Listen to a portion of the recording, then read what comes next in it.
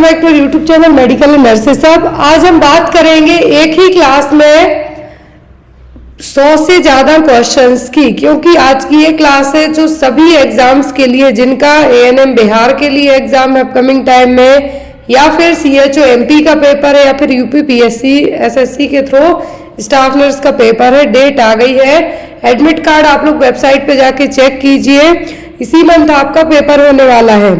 तो आज की क्लास में हम जितने भी क्वेश्चन पढ़ेंगे, मोस्ट ऑफ द क्वेश्चन आपके कम्युनिटी हेल्थ नर्सिंग के रहेंगे, क्योंकि यदि सीएचओ और एएनएम का आप पेपर देते हैं तो 65% से ज़्यादा पोर्शन कम्युनिटी आपकी कवर करती है।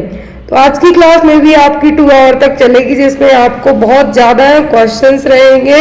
हर एक क्वेश्चन विथ रेशनल के बताया जाएगा और ये क्वेश्चन एग्जाम में आएंगे ही आएंगे। और जो भी लोग एएनएम के लिए एग्जाम दे रहे हैं तो उनके लिए पीडीएफ पेपर्स अवेलेबल हैं। जो लोग एमपी सीएचओ का पेपर दे रहे हैं उनके लिए पेपर्स अवेलेबल है। जो लोग ऑल स्टेट सीएचओ पेपर्स लेना चाहते हैं तो उनके लिए भी पेपर्स अवेलेबल है। आपको मेरे व्हाट्सएप नंबर पर कांटेक्ट करके इन पेपर्स को परचेस करना पड़ेगा। प्राइस बहुत ही चीप है कि हर एक कैंडिडेट इसको अफोर्ड कर सकता है। आज की क्लास का जो हमारा फर्स्ट क्वेश्चन है, और मेरा व्हाट्सएप नंबर सभी को डिस्क्रिप्शन बॉक्स में मिल जाएगा, जो कि आप उस नंबर पे कॉल भी कर सकते हो, व्हाट्सएप पे मैसेज भी कर सकते हो। मोस्ट ऑफ द टाइम मैं व्हाट्सएप पे सभी के रिस्पॉन्ड कर लेती हूँ, बट कॉल है जो अटेंड नहीं हो पाते हैं कुछ रीजन से, बट व्हाट्सएप में मैं सभी के मैसेज। क्वेश्चन है वो ये रहा। क्वेश्चन है यहाँ पर, crown rump length of foetus is measured from. Crown rump length, जब भी आपका जो डिलीवरी की टाइमिंग होती है या फिर 5th मंथ में स्कैनिंग की जाती है तो बताया जाता है कि बच्चे की लेंथ कितनी है, वेट कितना है। लेंथ और वेट बताया जाता है कि कितना है। तो जो लंबाई है बच्चे की फीटस की, वो कैसे मेजर की जाए, क्योंकि बेबी तो यूट्रस में, फीटस है जो यूट्रस में, गर्भाशय में है, कैसे आप मेजर करेंगे। Coccyx to the heel, vertex to the coccyx, vertex to the heel, या फिर हेड टू कॉकेक्स, कैसे चेक करेंगे फीटस की लेंथ की क्राउन रम्प लेंथ कितनी है। जो सोनोग्राफी दी जाती है उसमें जो लेंथ बताई जाती है बच्चे की, वो क्राउन रम्प लेंथ के थ्रू ही मेजर करते हैं, वर्टेक्स से लेके कोकेक्स तक। कैसे, वर्टेक्स टू द कोकेक्स दी गई है कि कितना है जो क्राउन रम्प लेंथ होगा। वर्टेक्स का मतलब हेड का जो सेंटर पोर्शन है, वो कोकेक्स है जो डाउन साइड का पार्ट।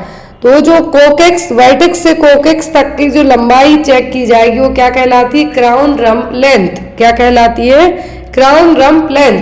तो ये चेक कैसे होती है, वर्टेक्स टू द कोकेक्स। तो यहाँ पर यदि बात करें हम क्राउन रम्प लेंथ की, तो 6 वीक की प्रेगनेंसी में जो एक आइडियल और एक एवरेज रेंज बताई गई है।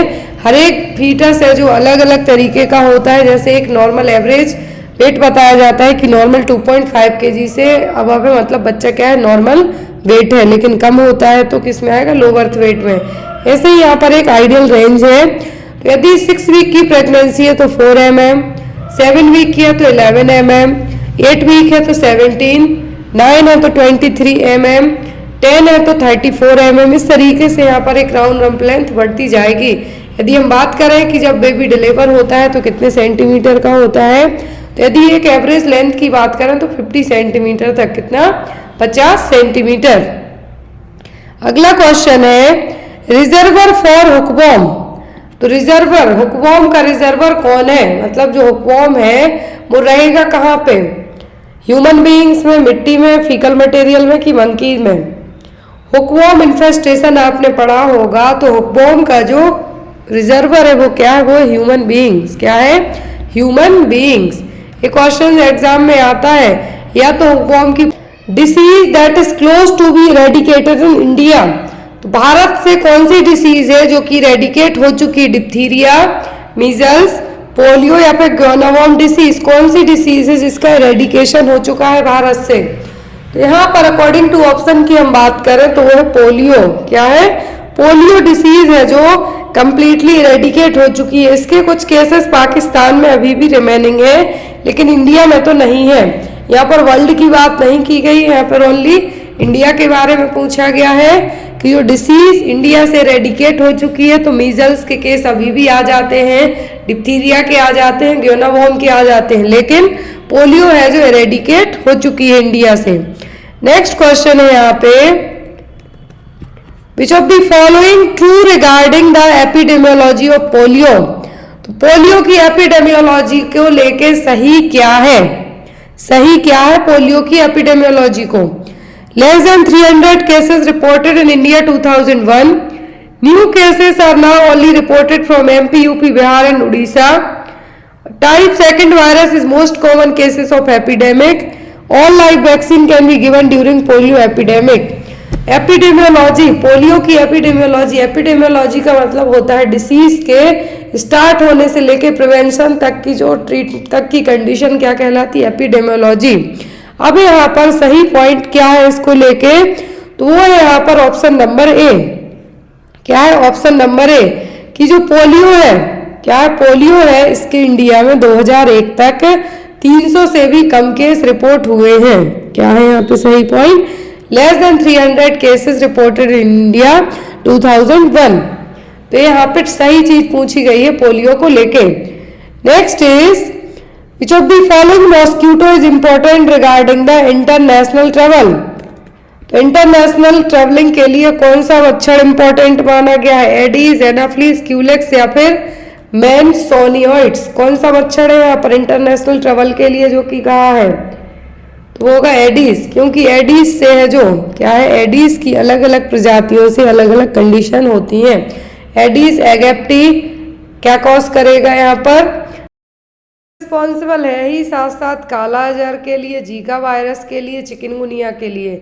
इसीलिए यहाँ पर इंटरनेशनल ट्रेवल के लिए मच्छर तो सभी क्या है, हानिकारक हैं, लेकिन एडीज से है जो अलग अलग बीमारी हो सकती है, चिकनगुनिया भी हो सकता है, डेंगू भी हो सकता है, एडीज की प्रजाति से काला अजहर भी हो सकता है। तो ये सभी के कारण यहाँ पर इंटरनेशनल ट्रैवलिंग के लिए जो मच्छर इंपॉर्टेंट बताया है मॉस्किटो, वो क्या है, एडीज की। क्वेश्चन है एग्जाम में बहुत आता है। क्वेश्चन में कहा गया है कि for the treatment of cases of class 3 dog bite all of the following are correct except. तो यहाँ पर क्लास 3 जो डॉग बाइट का केस है सभी चीजें सही है किसी एक को छोड़कर।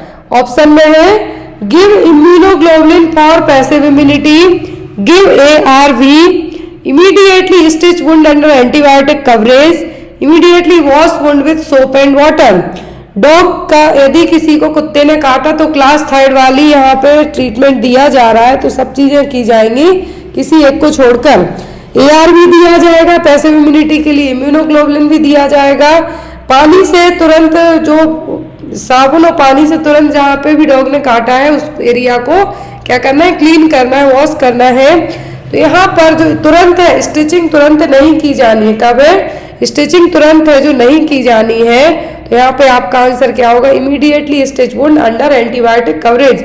3 कैटेगरी में रखा जाता है। यदि कैटेगरी फर्स्ट ट्रीटमेंट में क्या होगा, लिकिंग, टचिंग और इंटैक्ट स्किन ब्रेकआउट नहीं हुई है, ओनली चाटा है, टच किया है, वो कैटेगरी फर्स्ट। ऐसे केस में आपको साबुन से धुल देना है। दूसरी कैटेगरी होती है कि सलाइवा है जो एब्रेशन हुआ है, काटने के बाद ब्लीडिंग हो रही है, स्किन विदाउट ब्लीडिंग, एब्रेशन है मतलब अनकवर्ड स्किन भी है, निबलिंग भी हुआ है यहाँ पे मान लीजिए, तो वुंड को क्लीन करना और रेबीज वैक्सीनेशन प्रोवाइड कराना है। लेकिन क्लास 3 में पेनिट्रेशन हुई है स्किन, क्या है, कांटेक्ट हुआ है, सलाइवा लिक करके आपकी बॉडी के अंदर भी गई है, तो यहाँ पर वुंड को क्लीन करना है, रेबीज वैक्सीन भी देना है, इम्यूनोग्लोबुलिन भी देना है, लेकिन स्टिचिंग आपको तुरंत है जो एंटीबायोटिक के साथ नहीं करना है। क्लियर, ये कैटेगरी आपको एग्जाम में जरूर आती है। Next question, कीमोप्रोफाइलैक्सिस is done for all except. सभी केसेस में कीमोप्रोफाइलैक्सिस ट्रीटमेंट दिया जाएगा किसी एक को छोड़कर। कोलेरा में, टीनियासिस में, मलेरिया में, लेप्रोसी में, किस में नहीं देंगे कीमोप्रोफाइलैक्सिस। कीमोप्रोफाइलैक्सिस ट्रीटमेंट का मतलब होता है कि बीमारी होने के पहले ही, मान लीजिए किसी एक पर्टिकुलर एरिया में मलेरिया फैला हुआ है, क्या है, मलेरिया फैला हुआ है, तो वहां पर उस डिसीज को प्रिवेंट करने के लिए ही पहले से ही ट्रीटमेंट दिया जाएगा, तो वो कहलाएगा कीमोप्रोफाइलैक्सिस ट्रीटमेंट। लेकिन सभी में देंगे किसी एक को छोड़कर, तो वो क्या होगा, कीमोप्रोफाइलैक्सिस। किसी भी डिसीज को प्रिवेंट करने के लिए जो ट्रीटमेंट दिया जाता है डेवलपमेंट होने से रोकने के लिए, क्या कहलाता है, कीमोप्रोफाइलैक्सिस ट्रीटमेंट। ये डिपेंड करेगी इन्फेक्शियस कंडीशन पर, और स्पेशली ये दिया जाएगा ट्रॉपिकल इन्फेक्शन डिसीज को प्रिवेंट करने के लिए। कोलेरा को, मलेरिया को देंगे लेप्रोसी के लिए, लेकिन टीनियासिस के लिए ट्रीटमेंट, कीमोप्रोफाइलैक्सिस ट्रीटमेंट नहीं दिया जाएगा। अगला क्वेश्चन है, tetanus can be prevented by which of the following. तो टिटनस होने से आप कैसे प्रिवेंट कर सकते हैं, बचा सकते हैं? Active immunization with tetanus toxoid with booster every 5 to 10 year, adequate wound total of contaminated wound, consider passive immunization with hyper immune immunoglobulin या फिर all of the above. Tetanus का जो क्लोस्ट्रीडियम टिटेनी बैक्टीरिया, क्या है? Tetanus bacterial है। इसके जो bacteria है और जो बैक्टीरिया अपने अंडे देता कहाँ देता है? मिट्टी में। कहाँ पर? जो नमी वाली मिट्टी होती है वहां पर क्लोस्ट्रीडियम टिटेनी। अब यहाँ पर इसको आप प्रिवेंट कैसे कर सकते हैं? वैक्सीनेशन के थ्रू भी, बूस्टर डोज दे के हर 5 से 10 साल के बीच में, यदि किसी को कुछ लग जाए तब भी टीटी का इंजेक्शन दिया जाता है और क्लीन किया जाएगा उस वुंड को। पैसिव इम्यूनाइजेशन दिया जाएगा हाइपर इम्यून इम्यूनोग्लोबुलिन के साथ में। तो यहाँ पे आपका आंसर क्या होगा? All of the above. एक क्वेश्चन और एग्जाम में आता है कि प्रेगनेंसी में कौन सी वैक्सीन दी जाती है? तो टिटनस टॉक्साइड वैक्सीन दी जाती है, 2 डोज दिए जाते हैं। दो डोज के बीच में एटलीस्ट 4 वीक का है जो गैप भी दिया जाता है। तो यहाँ पे आपको आ सकता है एग्जाम में कि कौन सी वैक्सीन है जो माँ को लगाएंगे तो जो होने वाला बच्चा फीट यूट्रस में है वो भी बच सकता है, तो वो tetanus. Next is chemoprophylaxis for cholera is done by administrating. तो अभी हमने पढ़ा कि कीमोप्रोफाइलैक्सिस है क्या? कोई भी डिसीज है उसको होने से रोकना है, प्रिवेंट करना है, तो क्या? कीमोप्रोफाइलैक्सिस ट्रीटमेंट। अब यहाँ पर कौन सी मेडिसिन है जो कोलेरा के लिए कीमोप्रोफाइलैक्सिस के तौर पे यूज की जाएगी? Doxycycline 300 mg single dose, metronidazole 300 mg state, vancomycin 1 mg state या फिर kanamycin 500 mg state. State order का मतलब है ओनली एक ही बार। क्या? एक ही बार। अब कीमोप्रोफाइलैक्सिस डोज है जो कोलेरा के लिए, या तो वो होती है टेट्रासाइक्लिन या होती है डॉक्सीसाइक्लिन, दो में से अवेलेबल है तो दे सकते हैं। तो वो क्या देंगे आप? डॉक्सीसाइक्लिन, जो कि एक एंटीबायोटिक है, 300 mg सिंगल डोज बस है जो यहाँ पे दिया जाएगा। अगला क्वेश्चन है यहाँ पे, यदि एग्जाम में डॉक्सीसाइक्लिन की जगह टेट्रासाइक्लिन हो तो आप टेट्रासाइक्लिन को भी मार्क कर सकते हैं। Next is chemoprophylaxis for malaria is required in which of the following. तो मलेरिया के केस में कीमोप्रोफाइलैक्सिस किसमें जरूरी होगा? वो जिनकी उम्र 30 साल की प्रेग्नेंट वुमेन है, चिल्ड्रन जिनकी उम्र 6 साल से कम है, travellers from non endemic to endemic area, या फिर एडल्ट 20 से 40 साल के।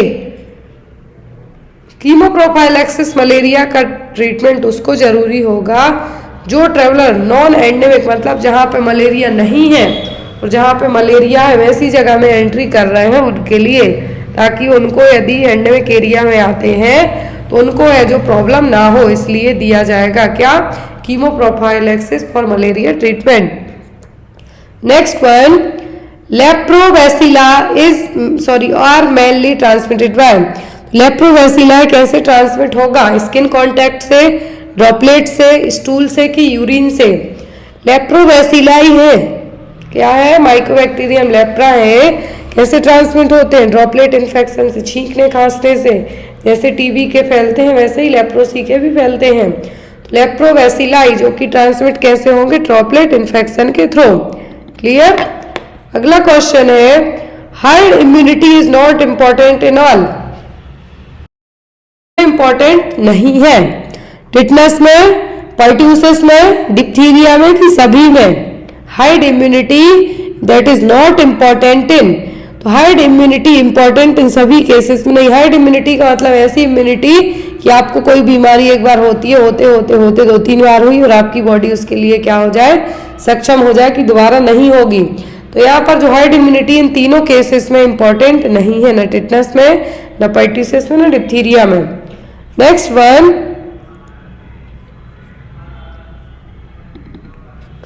Maternal antibodies are not protective in. तो जो मैटरनल एंटीबॉडी है वो किसको प्रोटेक्ट नहीं कर पाएंगी? टिटनस को, पर्ट्यूसिस को, डिप्थीरिया को, पोलियो को। तो टी-डैप वैक्सीन है जो दे दिया जाता है प्रेगनेंसी में, दिया जाता है टीडीएफ वैक्सीन। लेकिन मैटरनल एंटीबॉडीज हैं जो पोलियो से प्रोटेक्ट नहीं कर सकती, होने वाले बच्चे को पोलियो से प्रोटेक्ट नहीं कर सकती हैं। क्यों? क्योंकि यहाँ पे टिटनस का वैक्सीन देंगे तो बच्चा प्रोटेक्ट होगा। एंटीबॉडीज जो मैटरनल एंटीबॉडी बच्चे को टिटनस से प्रोटेक्ट टीडीएफ दिया जाता है तो उसमें डिप्थीरिया पर्ट्यूसिस दोनों हो सकते हैं। इसके कारण क्या है, मैटरनल एंटीबॉडीज प्रोटेक्ट कर पाएंगी। लेकिन पोलियो के लिए ऐसा अभी तक कुछ भी नहीं दिया जाता है। पोलियो को आफ्टर बर्थ के बाद दिया जाता है, लेकिन मैटरनल एंटीबॉडीज जब बच्चा फीटस में रहेगा तभी प्रोटेक्शन का काम करेगी, तो वो क्या होगा, पोलियो। अगला क्वेश्चन है यहाँ पे, according to WHO for multi drug resistant TB resistance should be present at least 2। तो मल्टी ड्रग रेसिस्टेंट टीबी है यदि किसी को, तो रेजिस्टेंस ही है वो किन से होगी, एटलीस्ट किन से हो सकती है, INH एंड RMP से, INH and FTB, RMP and PZM या फ्री टीबी एंड PZM। किससे होगी मल्टी ड्रग रेसिस्टेंट टीबी में रेजिस्टेंसी, तो वो होगी यहाँ पर आइसोनियाजिड एंड रिफाम्सिन से। किससे, आइसोनियाजिड एंड रिफाम्सिन से। Next one, all of the following are transmitted by flea except, तो सभी फ्ली से होने वाला प्रॉब्लम है किसी एक को छोड़कर, बैसिलरी एंजियोमेटोसिस, म्यूरिन टाइफस, लाइमी डिसीज या फिर प्लेग। तो सबके लिए फ्ली रिस्पॉन्सिबल हो सकती है, लेकिन लाइमी डिसीज के लिए नहीं, क्योंकि लाइमी डिसीज टिक्स से होगा जो कि बोरेलिया बैक्टीरिया स्टिक में प्रेजेंट होगा उसके द्वारा। बाकी यहाँ पर मेरीन टाइफस है, इसके लिए जेनोस्फाइलिया, जो मेरीन टाइफस क्या है, एक फ्ली के थ्रू जीनोफाइसला चियोपिस नाम की जो फ्ली है इससे होने वाली प्रॉब्लम है। प्लेग है अर्सीनिया पेस्टिस बैक्टीरिया से होगा, लेकिन ये जो स्मॉल मैमल्स के ऊपर फ्ली रहेंगी उनके थ्रू बैक्टीरिया आपकी बॉडी में आएगा। तो यहाँ पर आपको पूछा गया है कि सभी फैलेंगी किससे, सभी फैलेंगी यहाँ पे फ्ली से किसी एक को छोड़कर, तो वो होगी लाइमी डिसीज। क्या होगी, लाइमी डिसीज। एग्जाम में प्लेग का कॉज पूछ सकते हैं तो Yersinia pestis bacteria. Next one, positive organism of bubonic plague, तो ब्यूबेनिक प्लेग का पॉजिटिव एजेंट क्या है, बायपेस्टिस और अर्सेनिया पेस्टिस, जिनोफाइसला चियोपिस, जिनोपायरिलिया एस्टिया या फिर रेटस। ये जस्ट अभी बताया मैंने आपको कि प्लेग के लिए जो रिस्पॉन्सिबल है वो क्या है, एर्सीनिया पेस्टिस, और इसका नाम क्या है, ब्यूबेनिक प्लेग, जिसको फर्स्ट पैंडेमिक के नाम से भी जाना जाता है। याद रखें, फर्स्ट पैंडेमिक के नाम से भी जाना जाता है, और दूसरी चीज ब्यूबेनिक प्लेग को ही महामारी के तौर पर भी जाना जाता है। काली मौत है जो इस ब्लैक डेथ के नाम से भी इसको जाना जाता है। Next one, which of the following is most dangerous for transmitting plague, plague के लिए क्या है जो मोस्ट डेंजरस ट्रांसमिशन होगा, blocked flea, partially blocked flea, both या फिर unblocked flea. Most dangerous transmission है प्लेग के लिए वो होगा partial blocked flea. Partially blocked flea है जो स्मॉल ओपन चैनल के थ्रू क्या करेंगी, आपके अंदर जाएंगी एज कंपेयर टू अदर्स के। तो यहाँ पर क्या है, यहाँ पे एर्सीनिया पेस्टिस के लिए जो फ्ली, कौन सी फ्ली जिम्मेदार है यहाँ पे मानी गई है, तो यहाँ पर जो फ्ली है जो कौन सी होगी, पार्शियली ब्लॉक्ड फ्ली, और ये जनरली मीडिएट एफिशिएंट, मतलब कम जगह से भी आपके अंदर है जो ट्रांसफर हो सकती है। अगला क्वेश्चन है यहाँ पे, mode of transmission of pertussis, तो पर्ट्यूसिस का ट्रांसमिशन मोड क्या है, वेक्टर ट्रांसमिशन है, through the contaminated water, droplet की फीको ओरल। पर्ट्यूसिस का जो ट्रांसमिशन ऑफ मोड है वो होता है ड्रॉपलेट इन्फेक्शन। क्या है, ड्रॉपलेट इन्फेक्शन के थ्रू फैलेगा। यहाँ पे आपको एग्जाम में आ सकता है कि इसके लिए कॉज क्या तो है, वर्डिटेला पर्ट्यूसिस, जो कि 2 साल से कम उम्र के बच्चों को होगा। ड्रॉपलेट इन्फेक्शन होगा, सर्दी खांसी बुखार होगा बच्चे में।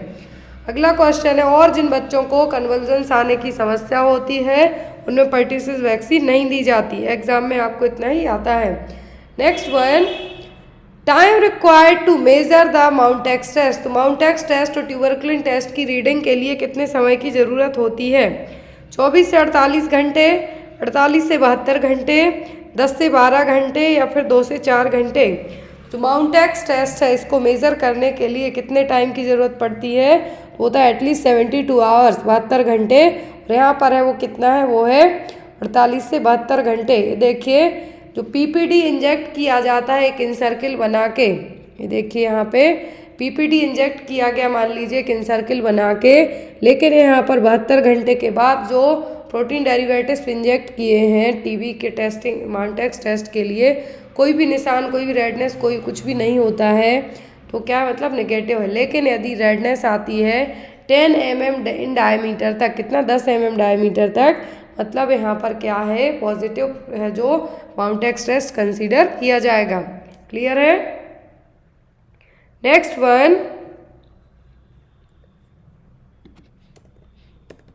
Name of the oral polio vaccine. तो इनमें से ओरल पोलियो वैक्सीन कौन सी है, BCG, TAB, SALK या फिर वैक्सीन है ओरल पोलियो वैक्सीन, तो वो है यहाँ पर 7, कौन सी, 7 के लिए है जो ओरल पोलियो वैक्सीन के नाम से जाना जाता है।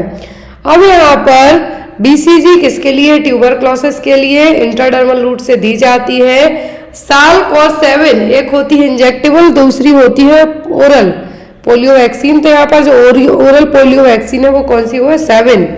Next one, the following are the standard tuberculosis drug except. तो सभी स्टैंडर्ड टीबी की ड्रग है किसी एक को छोड़कर, क्लोरोमाइसिन, स्ट्रेप्टोमाइसिन, आइसोनियाजिड या फिर pyrazinamide PAS।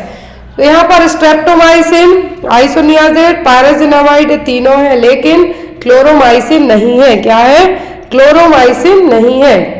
Next is combination of triple antigen. तो ट्रिपल एंटीजन का कॉम्बिनेशन क्या है यहाँ पे, DPT, BCG, TAB या फिर ECG। ट्रिपल एंटीजन का कॉम्बिनेशन पूछा गया है। ट्रिपल मतलब 3, तो ओनली एक ही है यहाँ पर, वो DPT वैक्सीन। क्या है, डिप्थीरिया पर्टिसिस टिटनेस। ECG है जो इलेक्ट्रोकार्डियोग्राफी के लिए बताया है।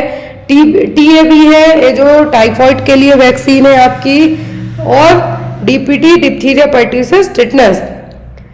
Next one, the time interval between infection of suspected person and the appearance of sign and symptom of the disease is called. तो आज की इस क्लास में यदि जो भी लोग ये क्लास ज्वाइन किए हुए हैं और एंड तक देखते हैं, तो उनके लिए कम्युनिटी में आपको ओनली एक बार PR या बस रीड करने की बस जरूरत पड़ेगी और आपका एग्जाम है जो इजीली क्लियर हो जाएगा। तो यहाँ पर आपको यदि इंटरवल पूछा जाता है कि किसी सस्पेक्टेड पर्सन की बॉडी में कोई भी इन्फेक्शियस एजेंट एंटर कर गया और उसके बाद उसकी बॉडी ने लक्षण दिखाए, तो वो क्या कहलाएगा, वो कहलाता है इंक्यूबेटरी पीरियड और इंक्यूबेशन पीरियड। क्या है, इंक्यूबेशन पीरियड। क्वारंटाइन का मतलब होता है यदि आप किसी अनहेल्दी पर्सन से मिल के आए लेकिन आप ठीक है, तब भी आपको आइसोलेट कर दिया जाएगा ताकि दूसरों को प्रॉब्लम ना हो, और आप जितना जो इंक्यूबेटरी पीरियड है उतने टाइम तक आपको आइसोलेट रखा जाएगा, वो कहलाता है quarantine period. Next one, route of transmission of hepatitis B. तो हेपेटाइटिस बी कैसे ट्रांसमिट होगा, ओरल, पेरेंट्रल, फीको ओरल या फिर कंटामिनेटेड वाटर के थ्रू। तो हेपेटाइटिस बी का ट्रांसमिशन होगा पेरेंट्रल रूट से, फीको ओरल रूट से, और ये ट्रांसमिट होते हैं कौन से रूट से, फीको ओरल रूट से। तो वो हो गए हेपेटाइटिस से और ही, लेकिन हेपेटाइटिस बी या तो वर्टिकल ट्रांसमिशन वहाँ से बच्चे को हो सकता है, निडल प्रिक इंजरी से हो सकता है, पेरेंट्रल रूट से हो सकता है। तो यहाँ पर आपका आंसर क्या होगा, parenteral route. Hepatitis B vaccine दिया जाता है बच्चे को at the time of birth intravascular route से, वास्टस लैटरलिस मसल्स में। यदि नहीं, बच्चे की वजन 2 kg से कम है, तब हेपेटाइटिस बी का वैक्सीन नहीं दिया जाएगा। जितने भी हेल्थ केयर वर्कर्स हैं, यदि उनको नीडल प्रिक होती है तो विद इन 72 घंटों के हेपेटाइटिस बी वैक्सीन इंजेक्ट करने के लिए कहा जाता है। और कुछ हॉस्पिटल की पॉलिसीज होती हैं कि आप जब भी ज्वाइनिंग करते हैं तो आपको हेपेटाइटिस बी का वैक्सीन लगा हुआ हो। क्लियर है, ये छोटे छोटे टर्म्स है, एग्जाम में आपको पूछ सकते हैं। Next one, mode of transmission of typhoid fever. Typhoid fever का जो मोड ऑफ ट्रांसमिशन है वो क्या है, इंट्रावीनस, ओरल, ओरोफेशियल, रेस्पिरेटरी या फिर ड्रॉपलेट। तो टाइफाइड फीवर के लिए रिस्पॉन्सिबल क्या है, साल्मोनेला टाइफी नाम का बैक्टीरिया। क्या है, साल्मोनेला टाइफी नाम का बैक्टीरिया। ये होता है गंदा खाने पीने के कारण। किससे? गंदे खाने पीने से। तो वो होगा यहाँ पर कौन सा ऑप्शन होगा? Orofacial route. Clear? Next one, causative organism of diphtheria. तो डिप्थीरिया का कॉजेटिव एजेंट पूछा है, माइकोबैक्टीरिया, स्ट्रेप्टोकोकस, कॉर्नीबैक्टीरियम, डिप्थीरिया, फिर स्टेफाइलोकोकस। तो यहाँ पर डिप्थीरिया का पॉजिटिव एजेंट है कॉर्नीबैक्टीरिया डिप्थीरिया। क्या है? Corynebacterium diphtheria. अगला क्वेश्चन है incubation period of measles.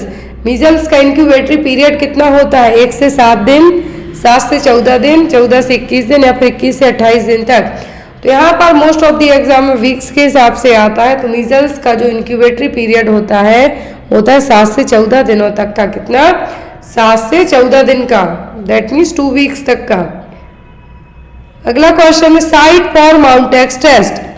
माउंटेक्स test और ट्यूबरकुलिन टेस्ट, इसमें पीपीडी इंजेक्ट करने के लिए कौन सी साइट चूज की जाएगी? Outer and upper quadrant of gluteus maximus, deltoid region, posterior left forearm या फिर एंटीरियर लेफ्ट फोरआर्म। तो क्या यूज किया जाता है? अभी मैंने एक इमेज में आपको दिखाया है। तो यूज किया जाता है एंटीरियर फोरआर्म। कहाँ पे? एंटीरियर फोरआर्म को, और वो भी लेफ्ट साइड की फोरआर्म को है जो यूज किया जाएगा। तो आंसर आपको क्या देना है? Anterior left forearm.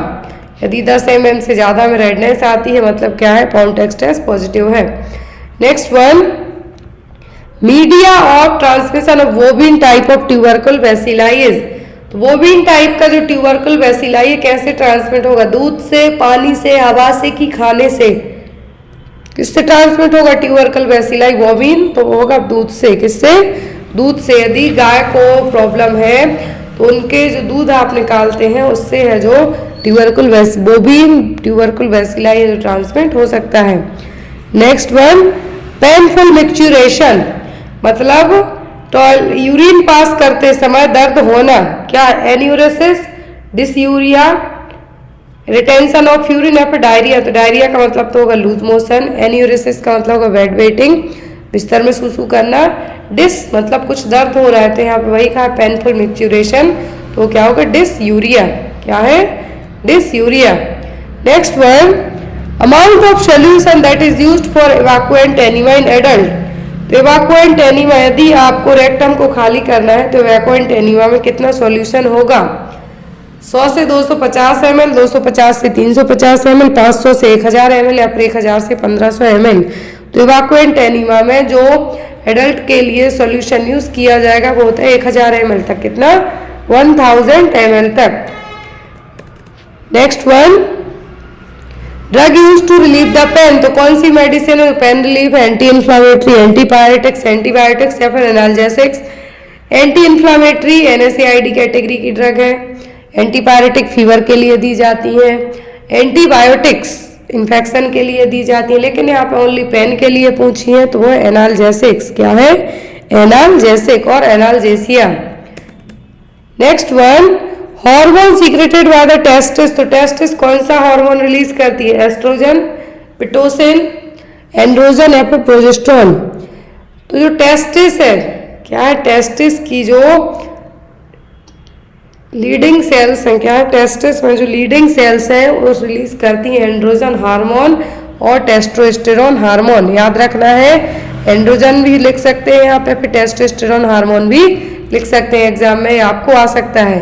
टेस्टिस का जो एरिया है स्क्रोटम, स्क्रोटम के अंदर होती हैं 2 टेस्टिस दोनों साइड, और इसी के अंदर होती हैं लीडिंग सेल्स जो कि टेस्टोस्टेरोन हार्मोन को रिलीज करती हैं, जो कि मेल सेक्स हार्मोन है। Next one, 1 teaspoon contains how many ml। तो 1 टीस्पून में कितने ml होता है? 5 ml। कितना? 5 ml। नेक्स्ट है 1 ml contains how many drop. 1 ml में कितनी ड्रॉप होंगी? 5 ड्रॉप, 10 ड्रॉप, 15 ड्रॉप या फिर 20 ड्रॉप। तो याद रखना 1 टीस्पून में 5 ml और 1 ml में होती हैं 15 ड्रॉप्स। कितनी? 15 ड्रॉप्स। अगला क्वेश्चन है यहाँ पे, average weight of a newborn baby. तो एक न्यूबॉर्न बच्चे का जन्म कितना होगा? 2 kg, 4 kg, 3 kg या फिर 5 kg। तो एक इंडियन बेबी के एवरेज वजन की बात करें हम 2.5 से 3.5 kg तक होता है, लेकिन एक आइडियल वेट की बात करें तो वो क्या होगा? 3 kg। लेकिन यदि यही वजन बच्चे का 2.5 kg से कम होता है तब बच्चे को क्या कंसीडर करते हैं हम? लो बर्थ वेट बेबी, मतलब जन्म के समय बच्चे का वजन कम रहा है, 2.5 kg से ज्यादा है, मतलब बच्चा क्या है? नॉर्मल वजन के साथ पैदा हुआ है। तो एक एवरेज वेट पूछा है तो कितना होगा? 3 kg। Next is how much salt must be added to 1 litre of water to make a solution of normal saline. यदि आपको नॉर्मल सलाइन बनाना है तो नमक है जो पानी में, 1 लीटर पानी में कितना नमक ऐड करेंगे? 2 ग्राम, 5 ग्राम, 6 ग्राम या फिर 9 ग्राम। कितना सॉल्ट ऐड करेंगे NS बनाने के लिए? तो होगा 9 ग्राम। कितना? 9 gram. Next one, number of vertebra in the sacrum. तो सैक्रम में कितनी वर्टिब्रा होती है? 5, 3, 4, 1। सैक्रम में पूछी है, आपको पूछ सकते हैं लंबर, पूछ सकते सर्वाइकल, पूछ सकते थोरेसिक, पूछ सकते, लेकिन यहाँ पे सैक्रम में पूछिए तो कितनी होती है? 5। Next one, number of chromosome in a cell. तो एक जो सेल है इसमें कितने क्रोमोसोम होते हैं? 23, 44, 46 या फिर 40। पेयर में पूछे तो 23, लेकिन नंबर में पूछे तो कितने होते हैं? 46 क्रोमोसोम। अगला क्वेश्चन है ASD, arterial septal defect occurs due to the persistence of. तो आर्टरियल सेप्टल डिफेक्ट कब होगा? फोरामेन ओवल की परसिस्टेंसी के कारण, मतलब क्लोज ना हो पाने के कारण, डक्टस आर्टरियोसिस के कारण, डक्टस वीनोसिस या फिर मिट्रल वॉल्व के कारण। ASD का मतलब है, कहते हैं कि बच्चों के दिल में छेद है, बच्चा पैदा हुआ दिल में छेद है, मतलब क्या? फोरामेन ओवल जो एक सेप्टम होता है वो क्लोज नहीं हो पाया है उसके कारण। तो यहाँ पे आंसर क्या होगा? Foramen Oval. Next one, which is the water soluble vitamin. तो इसमें से पानी में घुलनशील विटामिन कौन सा है? Vitamin A, vitamin K, vitamin B या फिर विटामिन D। तो इनमें से पानी में घुलनशील विटामिन है विटामिन B। कौन सा? Vitamin B। Vitamin A, D, E, K fat soluble है। विटामिन B और विटामिन C के जो विटामिन है वो क्या है? वो सभी पानी में घुलनशील विटामिन है। विटामिन K दिया जाता है न्यूबॉर्न बेबी में इंट्रावास्कुलर रूट, किसके लिए? हेमरेज को प्रिवेंट करने के लिए। विटामिन E से बच्चों में क्या प्रॉब्लम होती? कमी से ज़ीरोफ्थैल्मिया। ये एग्जाम में क्वेश्चन आते, विटामिन D की कमी से क्या होगा? Rickets. Next one, quickening means. तो क्विकनिंग का मतलब क्या है? Hearing of the foetal heart sound, sudden cessation of menstruation, तो ये कहलाता है amenorrhoea. The movement of the foetus in the uterus felt by the mother, या फिर nausea vomiting in the morning. Nausea vomiting कहलाता है हाइपर एमेसिस ग्रेविडेरम। प्रेगनेंसी में nausea vomiting होती है। और यदि मूवमेंट माँ को जो अपने बच्चे के फील हो रहे हैं वो कहलाता है क्विकनिंग, जो कि 20 हफ्तों की प्रेगनेंसी में माँ को अपने बच्चे के मूवमेंट फील होना स्टार्ट हो जाते हैं। अगला क्वेश्चन है, cholera is caused by kind of bacteria called. Cholera के लिए यहाँ पर कौन सा बैक्टीरिया रिस्पॉन्सिबल है? Tubercle bacillus, vibrio cholera, protozoa, फिर एंटामीबा हिस्टोलेटिका। अमीबियासिस के लिए एंटामीबा हिस्टोलेटिका रिस्पॉन्सिबल है, जो कि एक प्रोटोजोअल इन्फेक्शन है। विब्रियो कोलेरा किसके लिए रिस्पॉन्सिबल है? कोलेरा के लिए। किसके लिए? कोलेरा के लिए। एग्जाम में कोलेरा का आपको राइस वाटर स्टूल जो कि एक फीचर पूछा जा सकता है। Next one, drinking of alcohol will severely affects the. यदि आप शराब पीते हैं तो क्या हो सकता है? किडनी फेल हो सकती है, स्टमक को प्रॉब्लम होगी, ब्रेन को होगी कि लिवर को होगी। तो जितनी भी दारू पीने वाले लोग हैं उनको लिवर में ही प्रॉब्लम होती है, क्योंकि मेटाबॉलाइजेशन लिवर से ही होगा। तो यहाँ पर कौन सा पार्ट, कौन सा ऑर्गन अफेक्ट होगा? होगा लिवर। क्या होगा? Liver. Next one, the disease in which the patient blood does not clot easily is. तो इनमें से कौन सी डिसीज है जिसमें मरीज में जो ब्लड क्लॉट इजीली नहीं बनता है? चोट लग जाए तो ब्लीडिंग स्टॉप होना मुश्किल हो जाता है। Sickle cell anaemia, haemophilia, rabies या फिर डायबिटीज। तो यहाँ पर वो कंडीशन हीमोफीलिया, इसमें फैक्टर 8 क्या है? फैक्टर 8 की डेफिशिएंसी होने के कारण प्रॉब्लम देखने को मिलेगी। तो यहाँ पे आंसर क्या होगा? Haemophilia. Next is discolouration of teeth is caused kind of antibiotics called. तो इनमें से कौन सी एंटीबायोटिक्स है जिससे दांतों का कलर बदलेगा? स्ट्रेप्टोमाइसिन, नियोमाइसिन, टेट्रासाइक्लिन या फिर पेनिसिलिन। तो जिस एंटीबायोटिक के खाने के कारण दांतों का कलर बदलता है वो है इनमें से टेट्रासाइक्लिन। कौन सी? टेट्रासाइक्लिन, जो कि एक हाईली स्पेक्ट्रम एंटीबायोटिक है, जो कोलेरा को एज अ प्रोफाइलैक्सिस के तौर पर ट्रीट करने में भी यूज की जाती है। कौन सी? टेट्रासाइक्लिन। स्ट्रेप्टोमाइसिन से आपके 8वें नंबर की क्रेनियल नर्व डैमेज हो सकती है। Next one, which is caused by the fungus. तो इनमें से फंगस किसके द्वारा होगा? मलेरिया हो सकता है फंगस से, एथलीट फूट हो सकते हैं, फाइलेरियासिस हो सकता है कि टाइफस फीवर हो सकता है। तो मलेरिया के लिए तो मच्छर रिस्पॉन्सिबल है, फाइलेरियासिस के लिए भी है, टाइफस फीवर के लिए भी, लेकिन फंगल है इनमें से क्या? एथलीट्स फूट। जो एथलीट फूट है वो क्या है? फंगस के लिए है। Next one, filariasis is transmitted by. तो फाइलेरियासिस किससे ट्रांसमिट होता है?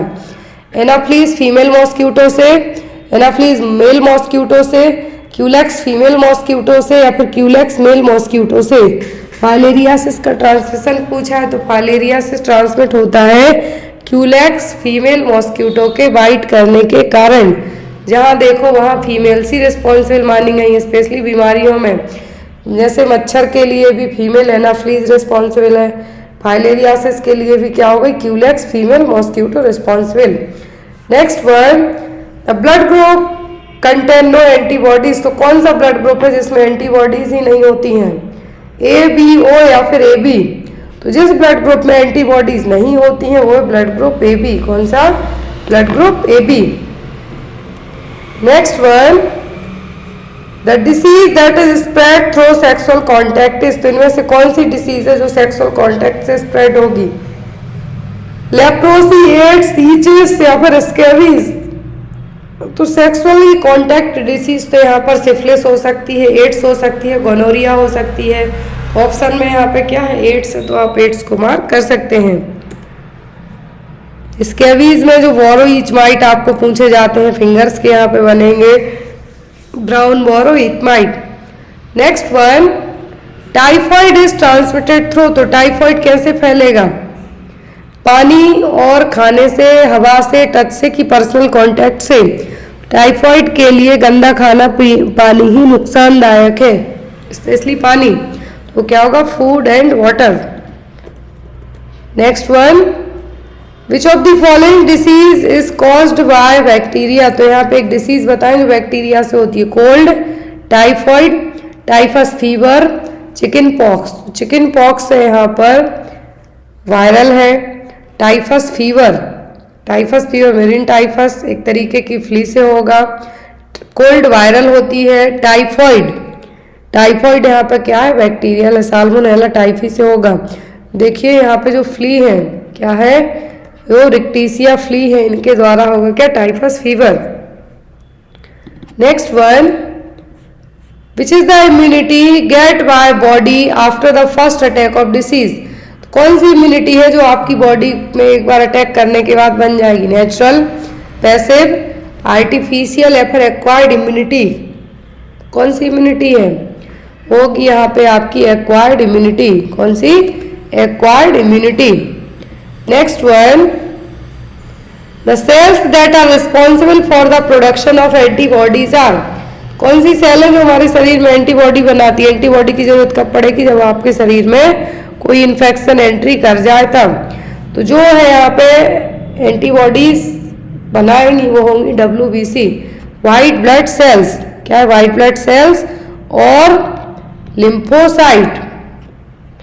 Next one, a healthy person can donate blood how many times in a year. एक हेल्दी पर्सन एक साल में कितनी बार रक्तदान कर सकता है? 6 और 7, 5 और 6, 3 और 4 या फिर 2 और 3। तो एक हेल्दी पर्सन है जो एक साल में एटलीस्ट 3 से 4 बार तक है जो ब्लड डोनेट कर सकता है। Next one, radioactive cobalt and radium are used for the treatment of which disease. Radioactive cobalt और रेडियम किस डिसीज को ट्रीट करने में यूज किए जाते हैं? कोलेरा को, हीमोफीलिया को, कैंसर को कि सिकल सेल एनीमिया के लिए? किसके लिए यूज किए जाएंगे? तो यूज होते हैं कैंसर को ट्रीट करने के लिए। World health day is on. तो हम हर साल विश्व स्वास्थ्य दिवस कब मनाते हैं? 12th में, अप्रैल 7th, अप्रैल 30th या दिसंबर 18th। तो हम वर्ल्ड हेल्थ डे क्या है? वर्ल्ड हेल्थ डे है जो कब मनाते हैं? तो हर साल विश्व स्वास्थ्य दिवस मनाते हैं कब? अप्रैल 7 को, 7 अप्रैल को। इस साल की थीम है यहाँ पे 2000 अपकमिंग टाइम में 2024 का यदि आप एग्जाम देते हैं तो इसकी थीम अभी भी वही है, हेल्थ फॉर ऑल। और ये थीम डिसाइड कौन करता है? तो ये थीम डिसाइड की जाती है किसके द्वारा? WHO के द्वारा। किसके द्वारा? WHO के द्वारा। Next one, to relieve from dyspnoea the appropriate position to be used is. तो यदि किसी को सांस लेने में दिक्कत हो रही है, कौन सी पोजीशन है जो दी जाएगी? ऑप्शन में है यहाँ पे प्रॉन, सुपाइन, साइडलाइन या फिर फॉलोअर। तो यहाँ पे साइडलाइन दी जाएगी, या तो आपको ओरल केयर करनी है, मरीज बेहोश है तब। यदि मरीज होश में तो फॉलोअर्स ही यूज करेंगे आप। यदि मरीज के लिए कुछ सांस लेने में प्रॉब्लम हो रही है तब कौन सी होगी? तब होगी फॉलोअर्स पोजीशन। कौन सी? Fowler position. Next one, protein requirement for a pregnant women per day. तो यहाँ पर जो प्रोटीन की जरूरत है प्रेग्नेंट वुमेन में एक दिन में कितनी होती है? ऑप्शन में है यहाँ पे 50 ग्राम, 55 ग्राम, 60 ग्राम या फिर 65 ग्राम। तो यहाँ पर जो प्रोटीन की जरूरत होती है प्रेगनेंसी में वो होती है 65 ग्राम तक। ये देखिए, यदि कैलोरी पूछे तो 300 कैलोरी फर्स्ट ट्राइमेस्टर में, कोई एक्स्ट्रा कैलोरीज की जरूरत नहीं होती है। और यदि प्रेगनेंसी में पूछे भी 300 कैलोरीज। यदि लैक्टेशन में बात करें तो 550 कैलोरी और 550 calorie exclusive breast feeding mother है तब, मतलब फर्स्ट से 6 मंथ तक। लेकिन जब बच्चा वीनिंग पे आ जाए 6 से 12 मंथ में तो 400 किलो कैलोरीज की जरूरत पड़ेगी। Next one, the fundus is at the level of umbilicus during. तो जो फंडस है अम्बलाइकस तक कितने वीक की प्रेगनेंसी में पहुंचेगा? फंडस का मतलब यूट्राइन फंडस जो हाइट है, अम्बलाइकस तक कितने वीक में पहुंचेगा? 16, 20, 24 या फिर 28 में। सिम्फाइसिस प्यूबिस से लेके यहाँ पे आपको अम्बलाइकस तक भी पूछ सकते हैं, एक्सीपैस टर्नम तक पूछ सकते हैं। तो अम्बलाइकस तक मतलब नाभि तक आएगा 24 वीक की प्रेगनेंसी में। बिलो अम्बलाइकस होगा कब? बिलो अम्बलाइकस होगा 20 में। और उसके भी नीचे सिम्फाइसिस प्यूबिस और बिलो अम्बलाइकस के बीच में होगा 16 वीक में। लेकिन यहाँ पे अम्बलाइकस तक पूछा है तो कितने में? 24 वीक की प्रेगनेंसी में। Next one, total weight gain during the pregnancy. तो प्रेगनेंसी में टोटल कितना वजन बढ़ता है? 7 से 8 केजी, 10 से 11 केजी, 13 से 14 केजी या फिर 15 से 16 केजी। यहाँ पर कितना वजन बढ़ता है? यहाँ पर जो वजन की बात की जाए तो वो बढ़ेगा कितना? 10 से 11 केजी। ये देखिए यहाँ पे कहाँ किस एरिया में वजन बढ़ता है और घटता भी कैसे है। ब्रेस्ट का जो एटलीस्ट 10 से 11 specially 11 KG according to world health organisation के एटलीस्ट प्रेगनेंसी में 11 किलोग्राम तक वेट बढ़ना चाहिए, जिसमें से ब्रेस्ट का बढ़ेगा 1 से 1.5 केजी तक। एक्स्ट्रा फ्लूइड आपकी बॉडी में आएगा वो होगा 1.5 केजी तक। ब्लड वॉल्यूम भी बढ़ेगा। यूट्रस 60 ग्राम से लेके 1100 ग्राम तक की हो जाती है। बेबी का वजन होता है 2.5 केजी से 3.5 केजी तक। एमनियोटिक फ्लूइड, प्लेसेंटा, ये सब भी 500 ग्राम का तो प्लेसेंटा ही रहेगा, बाकी एमनियोटिक फ्लूइड रहेगा। और जो फैट स्टोर्ड होता है उसका वजन भी बढ़ेगा। तो इसीलिए आफ्टर द डिलीवरी के बाद extra fluid, amniotic fluid, placenta और बेबी के वजन के साथ में 4.5-5 केजी वेट तो तुरंत ही लॉस हो जाता है। तो यहाँ पर यदि हम बात करें तो एक टर्म प्रेगनेंसी में, हेल्दी टर्म प्रेगनेंसी में कितना वजन बढ़ना चाहिए? 11 किलोग्राम तक। अगला क्वेश्चन है, the birth of the baby doubles at age of. तो बच्चे का वजन है जो किस उम्र में डबल हो जाएगा? 3 महीने, 6 महीने, 9 महीने, 12 महीने। बर्थ ऑफ द वेट से मतलब जन्म के समय जो बच्चे का वजन है वो डबल हो जाता है 5 से 6 महीने की एज में। और यही वजन ट्रिपल हो जाएगा कब? 1 साल की उम्र में और 12 महीने में। ट्रिपल पूछे तो 12 मंथ, डबल पूछे तो 6 मंथ। नेक्स्ट है इन्फेंसी पीरियड फ्रॉम। तो इन्फेंसी पीरियड कब से कब तक का होता है? Birth to 1 month, 1 month to 1 year, 1 year to 3 year या फिर 3 year to 5 year. Birth to 1 month तक कहलाता है न्यूनेटल पीरियड। कौन सा? न्यूनेटल पीरियड और newborn period.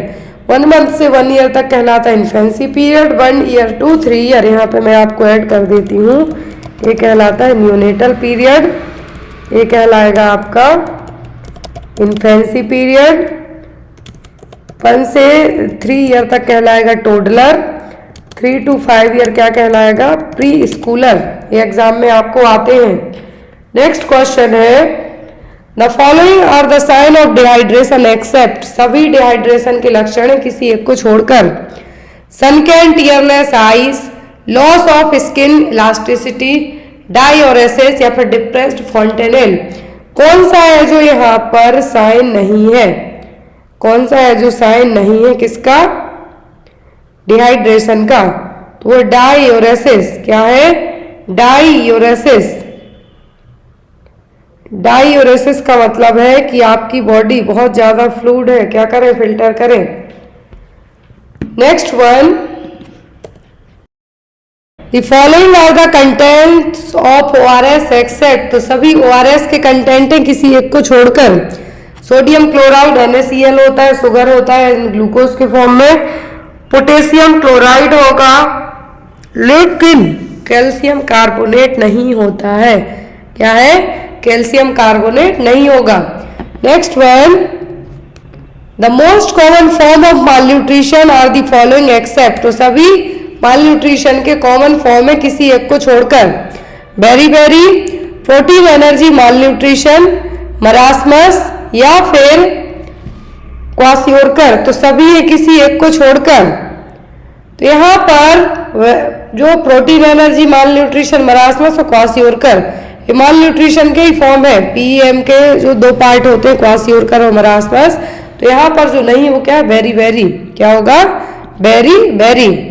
Next one the first course of oral pill should be started on the which day of menstrual cycle, तो जब आप ओरल पिल्स का जो कॉन्ट्रासेप्टिव ओरल पिल से स्टार्ट करना चाहते हैं तो फर्स्ट पिल है जो किस दिन से लेनी चाहिए।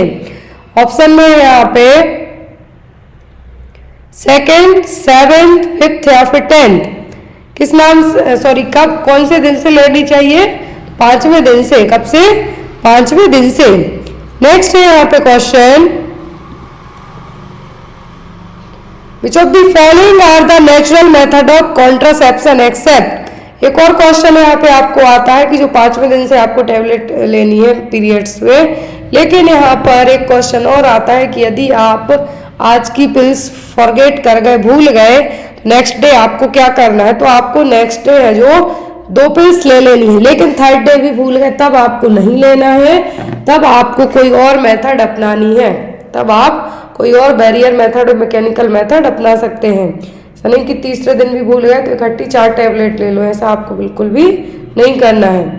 नेक्स्ट वन है यहाँ पे question the following are the natural method of contraception except, तो यहाँ पर नेचुरल मेथड है कॉन्ट्रासेप्शन की किसी एक को छोड़कर, basal sorry form tablet, basal metabolic temperature, rhythm या फिर set period.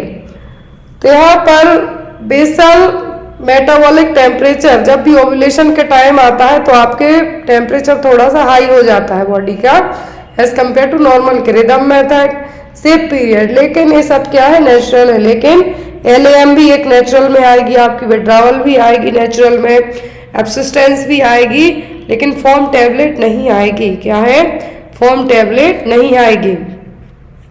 Next one which is the permanent method of sterilisation, तो यहाँ पर स्टरलाइजेशन की परमानेंट मेथड कौन सी है, स्टरलाइजेशन है का मतलब है यहाँ पे फैमिली प्लानिंग मेथड की permanent method, medical termination of pregnancy, diaphragm, tubectomy या फिर डायलिटेशन एंड कैरेटेज। तो यहाँ पर डायफ्राम जो कि मैकेनिकल है, वैरियर है, मेडिकल टर्मिनेशन ऑफ प्रेगनेंसी, इसमें अबॉर्शन किया जाएगा, 20 वीक्स तक की प्रेगनेंसी के लिए कंसीडर किया जाता है। डायलिटेशन एंड क्यूरेटेज में भी यदि अबॉर्शन वाला जो मटेरियल अंदर रहेगा तो उसको बाहर निकालने के लिए ये प्रोसीजर किया जाएगा। लेकिन परमानेंट स्टरलाइजेशन वो क्या है, वो ट्यूबेक्टोमी, और जो कि as compare to male female में यदि पूछे तो सबसे ज़्यादा पूरे वर्ल्ड में परमानेंट स्टरलाइजेशन मेथड अपनाई जाती है, तो फीमेल्स की ट्यूबेक्टोमी अपनाई जाती है। यदि मेल में बात करें तो वो कहलाता है vasectomy. Next one the following organ are situated in the abdominal cavity except, सभी ऑर्गन एब्डोमिनल कैविटी में किसी एक को छोड़कर, स्टमक, ईसोफेगस, लिवर या फिर स्प्लीन। तो एब्डोमिनल कैविटी में स्टमक है, लिवर है, स्प्लीन है, लेकिन ईसोफेगस नहीं है। क्या है? ईसोफेगस नहीं है। Next one, the system of body which helps for removal of waste matter from the body, तो इनमें से कौन सा सिस्टम है जो आपकी बॉडी से वेस्ट को रिमूव करता है? डाइजेस्टिव, एंडोक्राइन, रेस्पिरेटरी या फिर एक्सक्रीटरी सिस्टम। तो यहाँ पर दो सिस्टम है जो ये काम करते हैं, लेकिन यहाँ पर एज एन ऑप्शन के हम जाते हैं तो क्या होगा? Excretory system. क्या होगा? Excretory system. क्योंकि डाइजेस्टिव सिस्टम आपके रिमूवल के अलावा, वेस्ट रिमूवल के अलावा डाइजेशन में भी हेल्प करता है, लेकिन ओनली रिमूवल की बात करें तो वो क्या होगा? Excretory system. Next one, total number of bones in the human being, बहुत ही इजी क्वेश्चन है। तो टोटल 206 बोन्स होती हैं। यदि न्यूबॉर्न जो आफ्टर द डिलीवरी के बाद जो बेबी पैदा होते हैं उनमें 300 प्लस होती हैं, लेकिन आफ्टर दैट फ्यूज हो जाती हैं। तो टोटल नंबर ऑफ बोन्स पूछें तो कितनी होती है? 206। Next one, eruption of teeth start at the age of, तो दांत हैं जो कब आना स्टार्ट होते हैं? 4 मंथ, 6 मंथ, 8 मंथ या फिर 10 मंथ में। तो दांतों का इरप्शन स्टार्ट होता है 6 महीने की उम्र में। कितने में? 6 मंथ की एज में। नेक्स्ट क्वेश्चन है यहाँ पे, the nerve which carries message from the brain and spinal cord, muscle and gland, तो कौन सी नर्व है जो कि मैसेज कैरी करती हैं ब्रेन और स्पाइनल कॉर्ड का, मसल और ग्लैंड्स का? तो होती है मोटार नर्व। कौन सी? Motor nerve. Next one, speech centre is situated in, तो स्पीच सेंटर कहाँ पे होता है? पैराइटल लोब में, फ्रंटल लोब, ऑक्सीपिटल लोब या फिर टेम्पोरल लोब। तो स्पीच सेंटर होता है कहाँ पर? पैराइटल लोब, जिसको ब्रोकास एरिया के नाम से भी जाना जाता है। Next one, largest gland in the body, तो हमारे शरीर की सबसे बड़ी ग्रंथि कौन सी है? पिट्यूटरी, जिसको मास्टर ग्लैंड कहा जाता है। एड्रिनल और सुप्रारीनल ग्लैंड जो किडनी के ऊपर होती हैं दोनों साइड, लिवर या फिर gall bladder. Largest endocrine gland कहते तो आप कहते थायराइड, लेकिन लार्जेस्ट ग्लैंड कहाँ है? यदि आपको एग्जाम में ऑप्शन में लिवर ना हो, थायराइड हो, तो आप थायराइड को मार्क कर सकते हैं, लेकिन थायराइड क्या है? एंडोक्राइन ग्लैंड है। लेकिन लार्जेस्ट ग्लैंड बच पूछते हैं तो वो होगा आपका लिवर और यकृत।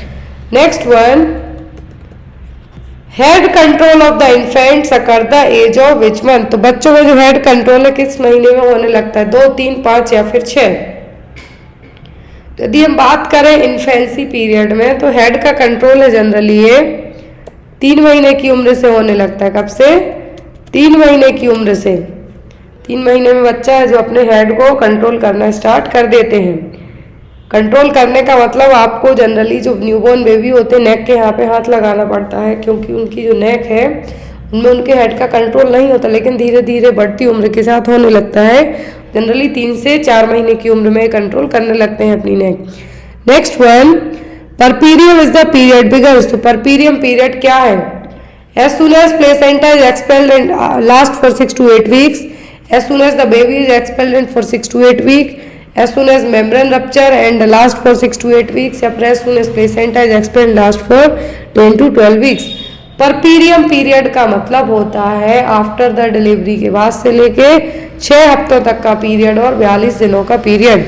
लेकिन यहाँ पे ऑप्शन में आपको थोड़ा सा डिफरेंट तरीके से वो क्या है, प्लेसेंटा एक्सपल्सन से लेके 6 से 8 हफ्तों तक का ड्यूरेशन क्या कहलाता है?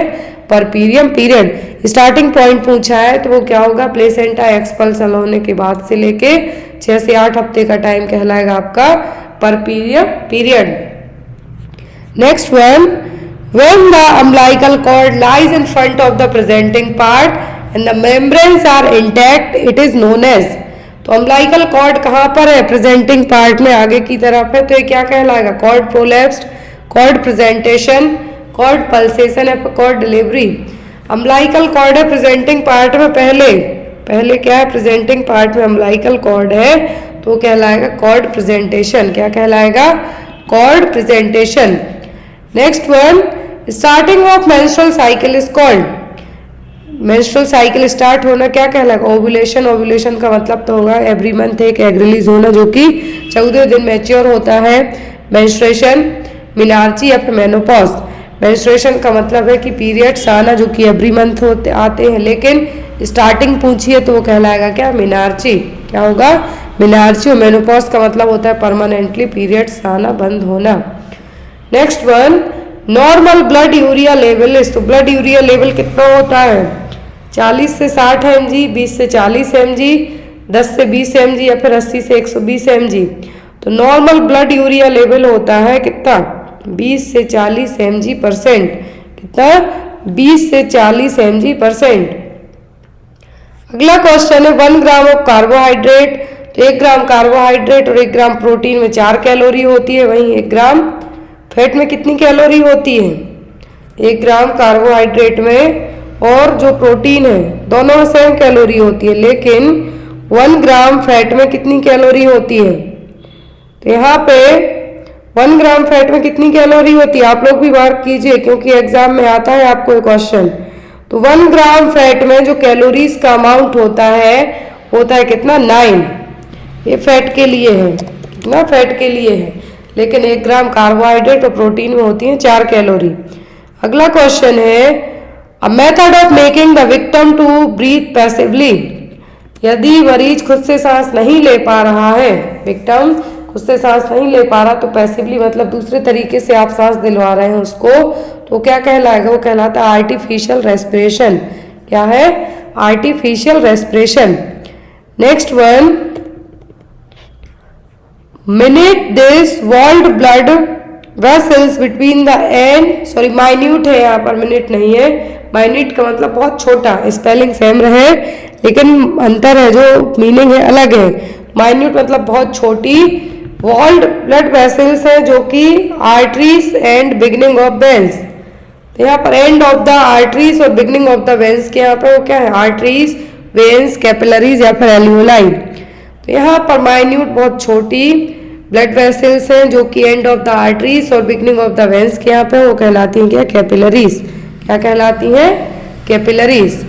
Next one, a waste gas produced by the body and exhaled through the lungs.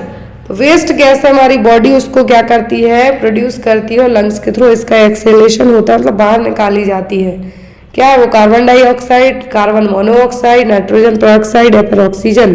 तो ऑक्सीजन को तो हम इनहेल करते हैं जो कि जरूरी है। CO2 को क्या करते हैं? एक्सेल करते हैं जो कि एक वेस्ट गैस है। अगला क्वेश्चन है यहाँ पे, आई होप आपको ये क्वेश्चंस अच्छे लग रहे हो। आपको फास्ट फॉरवर्ड में सिंगल लाइनर क्वेश्चन है, एक ही बार में आपकी कम्युनिटी को कवर कर दिया जाएगा। A condition characterised by moving of bones out joint. तो कौन सी कंडीशन है जहां पर जॉइंट से बोन अलग होके मूव कर जाए? फ्रैक्चर, स्ट्रेन, स्ट्रेन या फिर डिसलोकेशन। किसी भी जॉइंट से बोन सेपरेट होती है तो वो क्या कहलाता है? डिसलोकेशन। क्या है? Dislocation. Next one, a tube of muscular tissue carrying ingested food from the mouth to stomach. तो एक जो ट्यूब होती है मस्कुलर टिश्यू की बनी हुई होती है, जो भी आप खाना मुंह से खाते हैं मुंह से स्टमक तक लेके जाती है, वो क्या है? ईसोफेगस, ड्यूडेनम, ट्रैकिया या फिर फेरिंग्स। ट्रैकिया और फेरिंग्स तो हिस्सा है किसका? रेस्पिरेटरी ट्रैक्ट का। अब यहाँ पर ड्यूडेनम, ड्यूडेनम स्मॉल इंटेस्टाइन का पार्ट है, लेकिन स्टमक ड्यूडेनम के पहले ही आएगा, तो क्या होगा यहाँ पर? वो होगा ईसोफेगस, जो कि एक मस्कुलर टिश्यू है, जो कि आप खाना खाते हैं, इंजेस्टेड फूड है, उसे आपके स्टमक तक ले जाने का काम, जिसको फूड पाइप भी कहते हैं, क्या है? Oesophagus. Next one, red pigment in the blood cells which combines with oxygen and carbon dioxide for carrying them. तो रेड पिगमेंट होते हैं ब्लड सेल्स में जो कि ऑक्सीजन कैरी करते हैं और CO2 को भी बाहर निकालने का काम करते हैं। क्या है? RBC है, हीमोग्लोबिन है, प्लेटलेट है कि प्लाज्मा है? ये कहलाएगा क्या? हीमोग्लोबिन। क्या है? Haemoglobin. Next is information given by the suffer about his illness. तो यहाँ पर जो इंफॉर्मेशन आपकी बॉडी देगी कि आपको बीमारी है, तो क्या साइन है, सिम्टम है, ऑब्जर्वेशन है कि डायग्नोसिस है? ये कहलाएंगे आपके क्या? सिम्टम्स। क्या होंगे? Symptom. Next one, normal respiratory rate in adult, तो एक एडल्ट पर्सन में नॉर्मल रेस्पिरेटरी रेट कितनी होगी? 20 से 40 ब्रीथ पर मिनट, 40 से 60, 16 से 20 या फिर 10 से 15। तो यहाँ पर जो रेस्पिरेटरी रेट की बात की जा रही है कितनी होगी? 16 से 20, 20 से अबव जाती है। यदि आप एक्सरसाइज वगैरह करते हैं तो बढ़ जाएगी थोड़ी, लेकिन 20 से ज़्यादा जाएगी तो ये कहलाएगी टैकिपनिया, और 16 से कम जाएगी तो ये कहलाएगी ब्रैडिपनिया। नेक्स्ट है नॉर्मल बॉडी टेम्परेचर, तो वो होता है 37 डिग्री सेल्सियस या फिर 98.6 डिग्री सेल्सियस। एग्जाम में आपको कन्वर्ट करने के लिए भी पूछ सकते हैं बॉडी टेम्परेचर, फ़ारेनहीट से सेल्सियस में, सेंटीग्रेड से फ़ारेनहीट में। Next one, characteristics of blood flow due to arterial bleeding in the following except. तो यहाँ पर यदि आपको ब्लीडिंग आर्टेरियल ब्लड से होती है तो सभी कैरेक्टर किसी एक को छोड़कर। ब्राइट रेड इन कलर, क्या है? Bright red in colour, spurts at each contraction of the heart, flow is pulsatile या फिर डार्क रेड इन कलर। तो जब भी आर्टेरियल ब्लीडिंग होती है तो खून का रंग कैसा होगा? Bright red. जैसे ही हार्ट कॉन्ट्रैक्ट होगा तो फ्लो जो बाहर आएगा कैसे होगा? जैसे फव्वारे में से पानी बाउंस होता है उस तरीके से आएगा। फ्लो है पल्सेटाइल होगा, लेकिन डार्क रेड कलर का नहीं होगा, ब्राइट रेड कलर का होगा। Clear? Next one, an agent that has power to kill microorganism. तो ऐसे एजेंट जिनमें माइक्रो ऑर्गेनिज्म को किल करने की क्षमता होती है वो क्या है? बैक्टीरियोस्टेट, बैक्टीरियोसाइड, एंटीसेप्टिक या फिर बैक्टीरियोस्टेसिस। तो ऐसे एजेंट जो माइक्रोबैक्टीरियम को, माइक्रो ऑर्गेनिज्म को मार सकते हैं वो बैक्टीरियोसाइड। क्या है? बैक्टीरियोसाइड। बैक्टीरियोस्टेस्ट का मतलब है कि जो ग्रोथ हो रही है बैक्टीरिया की, बिना उनको मारे, बिना उनके स्पोर्स को खत्म किए उस ग्रोथ को स्टॉप करना, मल्टीप्लिकेशन रोकना। स्टेट मतलब स्टॉप करना। एंटीसेप्टिक का मतलब है कि लिक्विड क्रीम है जो कि इन्फेक्शन यदि कहीं पे कट वगैरह लग जाता है तो उसके लिए। बैक्टीरियोस्टेसिस का मतलब है कि inhibition of growth without destruction. Without destruction के, जैसा स्टेटिस है वैसे ही स्टेट्स है, विदाउट डिस्ट्रक्शन के बैक्टीरिया को, ग्रोथ को, जो मल्टीप्लिकेशन हो रहा है उसको बस स्टॉप करना। बैक्टीरियोसाइडल का मतलब है कि मारना। Next one, strength of Savlon for cleaning of wound. Wound cleaning के लिए सेवलॉन कितना होगा? 1/10, 1/100, 1/1000 या फिर 1/10,000। तो स्ट्रेंथ की बात की जा रही है तो होगा 1/10। क्या होगा?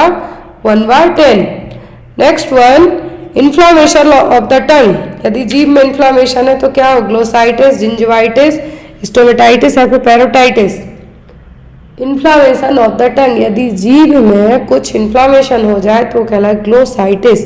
क्या है? ग्लोसाइटिस। जिंजिवाइटिस का मतलब गम्स में, स्टोमेटाइटिस का मतलब है कि आपकी ओरल म्यूकोसा में पेनफुल स्वेलिंग होना। पेरोटाइटिस का मतलब है जो पैरोटिड ग्लैंड है वहां पे इन्फेक्शन और इन्फ्लामेशन होना। स्टोमेटाइटिस का मतलब क्या है कि यदि मुंह के अंदर, दैट मीन्स ओरल म्यूकोसा में आपके ऐसी कंडीशन जिसमें इन्फेक्शन हो, स्वेलिंग हो, तो क्या कहलाएगा? स्टोमेटाइटिस। जहां पर भी आइटिस वर्ड जुड़े दैट मीन्स यहाँ पर इन्फ्लामेशन है। ग्लोसाइटिस का मतलब होगा inflammation of the tongue, and gingivitis का मतलब होगा inflammation in your gums. Gums में आपके इन्फ्लामेशन होना। जो पैरोटिड ग्लैंड है यदि वहां पे इन्फेक्शन, इन्फ्लामेशन होता है तो वो कहलाएगा पैरोटाइटिस। मम्स की कंडीशन में जनरली ये देखने को मिलेगा। नेक्स्ट क्वेश्चन है यहाँ पे, following are predisposing cause for bed sore except predisposing factors. That means यदि आपको वेट सोर है लेकिन यहाँ पर बेड सोर है या फिर बेड सोर होने की कंडीशन में आपकी स्किन दिख रही है, आपको विजुअलाइज हो रही है, लेकिन वो कुछ और चीजें और ज्यादा बढ़ावा भी दे सकती हैं, वो कहलाते हैं प्रीडिस्पोजिंग फैक्टर्स और प्रीडिस्पोजिंग कॉज। तो यहाँ पर सभी बेड सोर के लिए प्रीडिस्पोजिंग कॉज है बेड सोर, या फिर यहाँ पे आप कह सकते हैं डेक्यूबिटस अल्सर। तो इन सभी के लिए जो प्रीडिस्पोजिंग फैक्टर है सब है किसी एक को छोड़कर। Impaired circulation, lowered Vitality, emaciation या फिर एनोरेक्सिया, तो सभी प्रीडिस्पोजिंग फैक्टर है किसी एक को छोड़कर। लोअर सर्कुलेशन का मतलब है कि सॉरी इम्पेयर्ड सर्कुलेशन का मतलब है कि जिस भी पर्टिकुलर एरिया में सबसे ज्यादा जो बेड सोर कहाँ पे होते हैं, बटक्स में, बैक में एंड आपके जो नेक वाले पोर्शन में, तो इस तरीके से, या फिर आपने देखा होगा कि आपके जो एंकल है, एंकल के यहाँ के जो जॉइंट्स होते हैं वहां पे देखिए जो लोग पालथी लगा के बैठते हैं लॉन्ग टर्म तक, वहां पर भी आपको ब्लैक ब्लैक जो जगह दिखेगी। ऐसा नहीं कि वो बेड सोर है, लेकिन वहां की पुअर सर्कुलेशन के कारण वो कंडीशन बन जाती है। तो यहाँ पर वो क्या होगा, फर्स्ट फैक्टर तो होगा पुअर सर्कुलेशन या फिर इम्पेयर्ड सर्कुलेशन। फिर यहाँ पर लोअर्ड वाइटैलिटी, क्या लोअर्ड वाइटैलिटी, फिर इमेसिएशन। इमेसिएशन का मतलब है कि कोई भी एरिया बहुत ज्यादा थिन है या फिर वीक है, जहां पर या तो मसल्स का बहुत ज्यादा लॉस है, क्या है, एक्सट्रीम लॉस ऑफ मसल है, या फिर फैट नहीं है, बहुत पतली स्किन, जैसा मैंने आपको कहा कि जॉइंट्स के यहाँ पर आपको जो ब्लैक ब्लैक जगह दिखने लगती है वो, तो वो रीजन भी हो सकता है। लेकिन भूख के कारण प्रीडिस्पोजिंग फैक्टर में नहीं आएगा बेड सोर। एनोरेक्सिया का मतलब है कि भूख ना लगना। क्लियर? तो यहाँ पर आपका आंसर क्या होगा, एनोरेक्सिया, क्योंकि यहाँ पर प्रीडिस्पोजिंग फैक्टर नहीं है, वो पूछा है। नेक्स्ट है यहाँ पर inability to sleep is termed as, यदि जिसको सोने में प्रॉब्लम हो रही है, मतलब नींद ही नहीं आ रही है, वो क्या कहलाएगा? ऑप्शन में है यहाँ पर डिस्पेप्सिया, डिस्निया, एनोरेक्सिया, फिर इंसोम्निया। यहाँ पर क्या टर्म यूज किया जाएगा? डिस्पेप्सिया या फिर dyspnoea, anorexia, insomnia. Insomnia, insomnia का मतलब होता है इनएबिलिटी टू स्लीप। सोमनोलेक की मतलब नींद में चलने की बीमारी भी एक एग्जाम में आती है, एक नींद में बोलने की बीमारी भी आपको एग्जाम में आती है, और ना सोने की बीमारी कहलाती है इंसोम्निया। फिर है यहाँ पर आपका डिस्पेप्सिया। डिस्पेप्सिया का मतलब होगा इंडाइजेशन, मतलब अनपच होना, इंडाइजेशन और अनपच होना। डिस्निया का मतलब होगा ब्रीदिंग डिफिकल्टी, सांस लेने में दिक्कत होना। फिर एनोरेक्सिया मतलब भूख ना लगना। क्लियर? आई होप आपको पूरी टर्मिनोलॉजी भी क्लियर होते जा रही हो। अगला क्वेश्चन है हमारा, tobacco contains a poisonous substance is called. तो तंबाकू में ऐसा कौन सा सब्सटेंस होता है जो कि पॉइजनस है? जैसे कहते हैं तंबाकू खाने से क्या होगा, ओरल कैंसर होने का रिस्क ज्यादा होता है, तो तंबाकू में ऐसा क्या है? सॉरी, निकोटिन, नार्कोटिक्स, अल्कोहल या फिर कैफीन। जो कॉफी पीते हैं उसमें होता है कैफीन, जिससे आपको एक एडिक्शन होता है कि अब सुबह हो गई मुझे कॉफी पीनी है। यदि आप तंबाकू च्युए करते हैं तो इसमें होता है निकोटिन। क्या है? तंबाकू में ऐसा कौन सा सब्सटेंस है? तो वो है nicotine. A disease caused by allergic disease is called. तो इनमें से कौन सी डिसीज है जो किसी एलर्जन के कारण होगी? अस्थमा, ट्यूबरक्लोसिस, कैंसर या फिर गैस्ट्रोएंटराइटिस। क्या है जो एलर्जी के कारण हो सकती है? तो वो यहाँ पे अस्थमा। क्या है? अस्थमा। जो टीबी, ट्यूबरक्लोसिस है तो माइकोबैक्टीरियम ट्यूबरक्लाई के द्वारा होगी।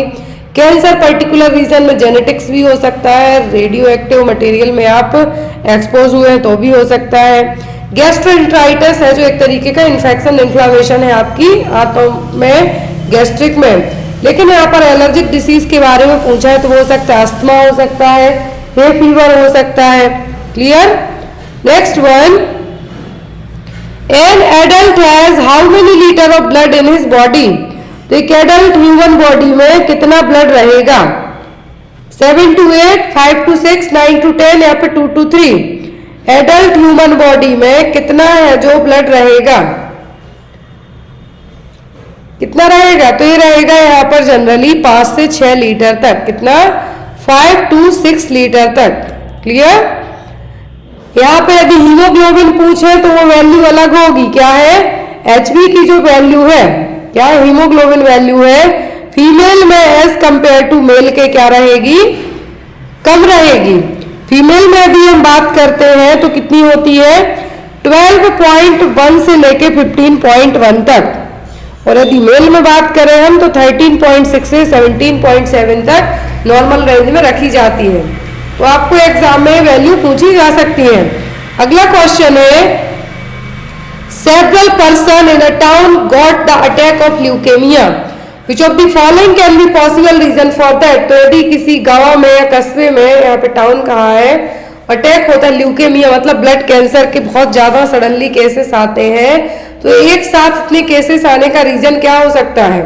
Exposed to radiation, drinking polluted water, smoking या फिर breathing in impure air. Leukaemia और ब्लड कैंसर इसको कहा जाता है, क्या है? ब्लड कैंसर और ल्यूकेमिया। ल्यूकेमिया के लिए या तो जेनेटिक्स रिस्पॉन्सिबल हो सकता है या फिर रेडिएशन के कारण हो सकता है, और अचानक से जेनेटिक्स कुछ पर्सन में रिस्पॉन्सिबल होगा, वहां की जो पूरा टाउन है, वहां की पूरी जनता को नहीं होगा। उसके लिए जो रिस्पॉन्सिबल होगा वो क्या होगा? Exposed to radiation. क्लियर? अगला क्वेश्चन है the energy value of which is more than that of other. तो यहाँ पे क्वेश्चन में कहा है कि एनर्जी वैल्यू किसकी सबसे ज्यादा है दूसरों के कंपेयर में? फैट की, स्टार्च की, प्रोटीन की, कि शुगर की? किसकी एनर्जी वैल्यू ज्यादा है? तो वो सबको पता है, वो फैट की। किसकी? फैट की। एज कंपेयर करें हम प्रोटीन और कार्बोहाइड्रेट है शुगर से। शुगर का मतलब कार्बोहाइड्रेट है, प्रोटीन स्टार्च, लेकिन सबसे ज्यादा किसकी होगी? वो होगी फैट की। अगला क्वेश्चन है the product form when amino acid molecules combine together is called. तो कौन सा प्रोडक्ट बनेगा जो अमीनो मॉलिक्यूल्स है, अमीनो एसिड के मॉलिक्यूल्स एक साथ आ जाते हैं? तो न्यूक्लिक एसिड, स्टार्च, कार्बोहाइड्रेट या फिर प्रोटीन। तो यहां पर आपको एक क्वेश्चन और आता है कि अमीनो एसिड, प्रोटीन का ब्रेकडाउन होके क्या बनेगा? Amino acid. अमीनो एसिड बहुत सारे इकट्ठे होके क्या बनाएंगे? प्रोटीन। या फिर आपको ये पूछ सकते हैं प्रोटीन की जो स्ट्रक्चरल यूनिट है वो क्या है? तो वो है amino acid. Next one, woman having normal limbs may sometimes give birth to babies with deformed limbs, this must be due to. तो यदि कोई लेडी है उसके नॉर्मल लिम्स है, लिम्स का मतलब हाथ पैर है जो नॉर्मल है, 2 हाथ 2 पैर, बकायदा अच्छी उंगली है, सब कुछ है, लेकिन जो बच्चे को, वो जिस बच्चे को जन्म देती है तो उसमें डिफॉर्म्ड लिम्स हो सकता है, एक हाथ छोटा हो या फिर हो सकता है कि अपाहिज हो बच्चा, किसी भी तरीके से डिफॉर्मिटी हो सकती है। तो ये किसके कारण होगी? स्पॉन्टेनियस जनरेशन के कारण, म्यूटेशन के कारण, इनहेरिटेंस ऑफ एक्वायर्ड कैरेक्टर के कारण या फिर नेचुरल सिलेक्शन के कारण। किसके कारण ये प्रॉब्लम हो सकती है? तो जनरली जो डिफॉर्म्ड और लिम्ब है इसके लिए रिस्पॉन्सिबल होगा क्या? म्यूटेशन। क्या होगा? म्यूटेशन की प्रोसेस होती है वो। Next one, hormones are transported to all parts of the body through the. तो हमारे शरीर में हॉर्मोन्स है, पूरी बॉडी में क्या होते हैं? सर्कुलेट होंगे, ट्रांसपोर्ट होंगे, किसके द्वारा? नर्व्स के थ्रू, ब्लड के थ्रू, लिम्फ के थ्रू, की मसल्स के थ्रू। तो हॉर्मोन्स है जो हमारी बॉडी में, पूरी बॉडी में ट्रांसपोर्ट होते हैं, किसके थ्रू? ब्लड के थ्रू। क्योंकि जब आप कई बार टेस्ट भी कराया जाता है तो ब्लड में ही चेक किया जाती है। यदि आप TSH कराते हैं, पैराथॉर्मोन चेक कराते हैं, कुछ भी चेक कराते हैं तो ब्लड सैंपल लिया जाता है। तो हमारी बॉडी में जो हार्मोन का ट्रांसपोर्टेशन होता है वो किसके द्वारा होता है? ब्लड के द्वारा। Next one, deficiency of in which food cause simple goitre. यदि आपके खाने में किसकी कमी है जिसके कारण सिंपल ग्वाइटर है जो हो सकता है? सोडियम की, आयरन की, आयोडीन की, कि कैल्शियम की? आपके खाने में किसकी कमी से ग्वाइटर होगा? तो होगा आयोडीन की कमी से। क्योंकि जो थायराइड ग्लैंड है, थायराइड ग्लैंड है, इसके स्टिमुलेशन के लिए जो आयोडीन है वो सबसे ज्यादा इंपॉर्टेंट है। ग्वाइटर कहाँ पे होता है? थायराइड ग्लैंड में ही आपकी। Next one, cortisol is used as an effective anti-inflammatory drug in the treatment of। तो cortisol एक क्या है? हार्मोन है। क्या है? हार्मोन है। इसको as an anti inflammatory drug के तौर पे किस बीमारी को ट्रीट करने में यूज किया जाएगा? हाई ब्लड प्रेशर के लिए, आर्ट्रियोस्क्लेरोसिस के लिए, अर्थराइटिस के लिए, कि डायबिटीज के लिए? तो कॉर्टिसोल का इस्तेमाल किसके लिए as an anti inflammatory drug के तौर पे यूज किया जाएगा? इंसुलिन डायबिटीज के लिए यूज किया जाता है। किसके लिए? डायबिटीज के लिए। एथेरोस्क्लेरोसिस में क्या होगा? आर्टरीज में डिपोजिशन होगा किसका? जो प्लग बना हुआ है उसका, उसके लिए स्टेटिन यूज किए जाते हैं घोलने के लिए। जो आपके ट्राइग्लिसराइड्स क्या बनाएंगे? प्लग बनाएंगे, विसरल फैट इकट्ठा करेंगे उसके लिए। लेकिन हाई BP के लिए दूसरी मेडिसिन यूज होंगी, ना कि कार्टिसोल। तो यहाँ पर आपका आंसर क्या होगा? Arthritis. As an anti inflammatory drug के तौर पे। यहाँ पर इन्फ्लामेशन वाली जो कंडीशन है ओनली अर्थराइटिस ही है, अर्थराइटिस ही है, तो कॉर्टिसोन को है जो यूज किया जाएगा। Next one, deficiency of thyroxine in adult lead to a condition called. तो यदि एडल्ट में क्या है, एडल्ट में थायरॉक्सिन की कमी होती है तो क्या प्रॉब्लम हो सकती है? क्रेटिनिज्म, मिक्सोडीमा, ग्रेव्स डिसीज, कौन सी कंडीशन हो सकती है? तो यदि आपके बॉडी में थायरॉक्सिन की कमी होती है, क्या है, थायरॉक्सिन की कमी होगी, तब क्या होगा? मिक्सोडीमा। क्या होगा? मिक्सोडीमा। लेकिन यदि आपके जब तीनों हार्मोन T3, T4, TSH क्या है, डिस्टर्ब हो, तो जब आपके थायराइड हार्मोन है डिस्टर्ब हो, तब जो कंडीशन होगी वो क्या कहलाएगी? वो कहलाएगी क्रेटिनिज्म। क्या होगी?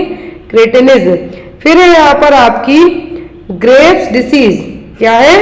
ग्रेव्स डिसीज, जिसको वेस्डो डिसीज के नाम से भी जाना जाता है, जिसमें आपकी जो थायराइड ग्लैंड है, थायराइड ग्लैंड है, इसमें ऑटोइम्यून डिसऑर्डर होने के चांसेस रहेंगे, तब क्या होगा? Graves disease. तो यहाँ पर आपका आंसर क्या होगा? थायरॉक्सिन के यदि कमी होती है एडल्ट में तो क्या होगा? Myxoedema. Next one, the hormone that is injected to pregnant women at the time of delivery is called. कौन सा हार्मोन है प्रेग्नेंट वुमेन में इंजेक्ट किया जाता है डिलीवरी के टाइम पर? वैसोप्रेसिन, ऑक्सीटोसिन, एंड्रोजन या फिर एस्ट्रोजन। कौन सा हार्मोन इंजेक्ट किया जाएगा वुमेन को at the time of delivery? तो वो होता है ऑक्सीटोसिन। ये दिया जाता है प्रॉपर यूट्राइन कॉन्ट्रैक्शंस लाने के लिए। किसके लिए? प्रॉपर यूट्राइन कॉन्ट्रैक्शन लाने के लिए हार्मोन दिया जाता है, क्योंकि जब प्रॉपर यूट्राइन कॉन्ट्रैक्शन आएंगे, रेट रिदम जो टाइमिंग है उसके अकॉर्डिंग, तभी नॉर्मल डिलीवरी हो सकती है। और ऑक्सीटोसिन का इस्तेमाल भी यहाँ पे प्रेग्नेंट वुमेन को डिलीवरी के टाइम पे तो दिया ही जा रहा है। आफ्टर डिलीवरी यदि पीपीएच की कंडीशन डेवलप होती है, पोस्टपार्टम हेमरेज की कंडीशन डेवलप होती है, तब भी ऑक्सीटोसिन हार्मोन दिया जाता है। Clear? Next one, the outer layer of the eyeball is. Eyeball की आउटर लेयर कौन सी है? स्क्लेरा, कोरोइड्स, रेटिना या फिर कंजक्टिवा। तो आउटर लेयर कौन सी है आईवॉल की? तो आईवॉल की आउटर लेयर है क्या? स्क्लेरा, जो कि व्हाइट कलर की ओपेक मेम्ब्रेन है, क्या कहलाएगी? स्क्लेरा।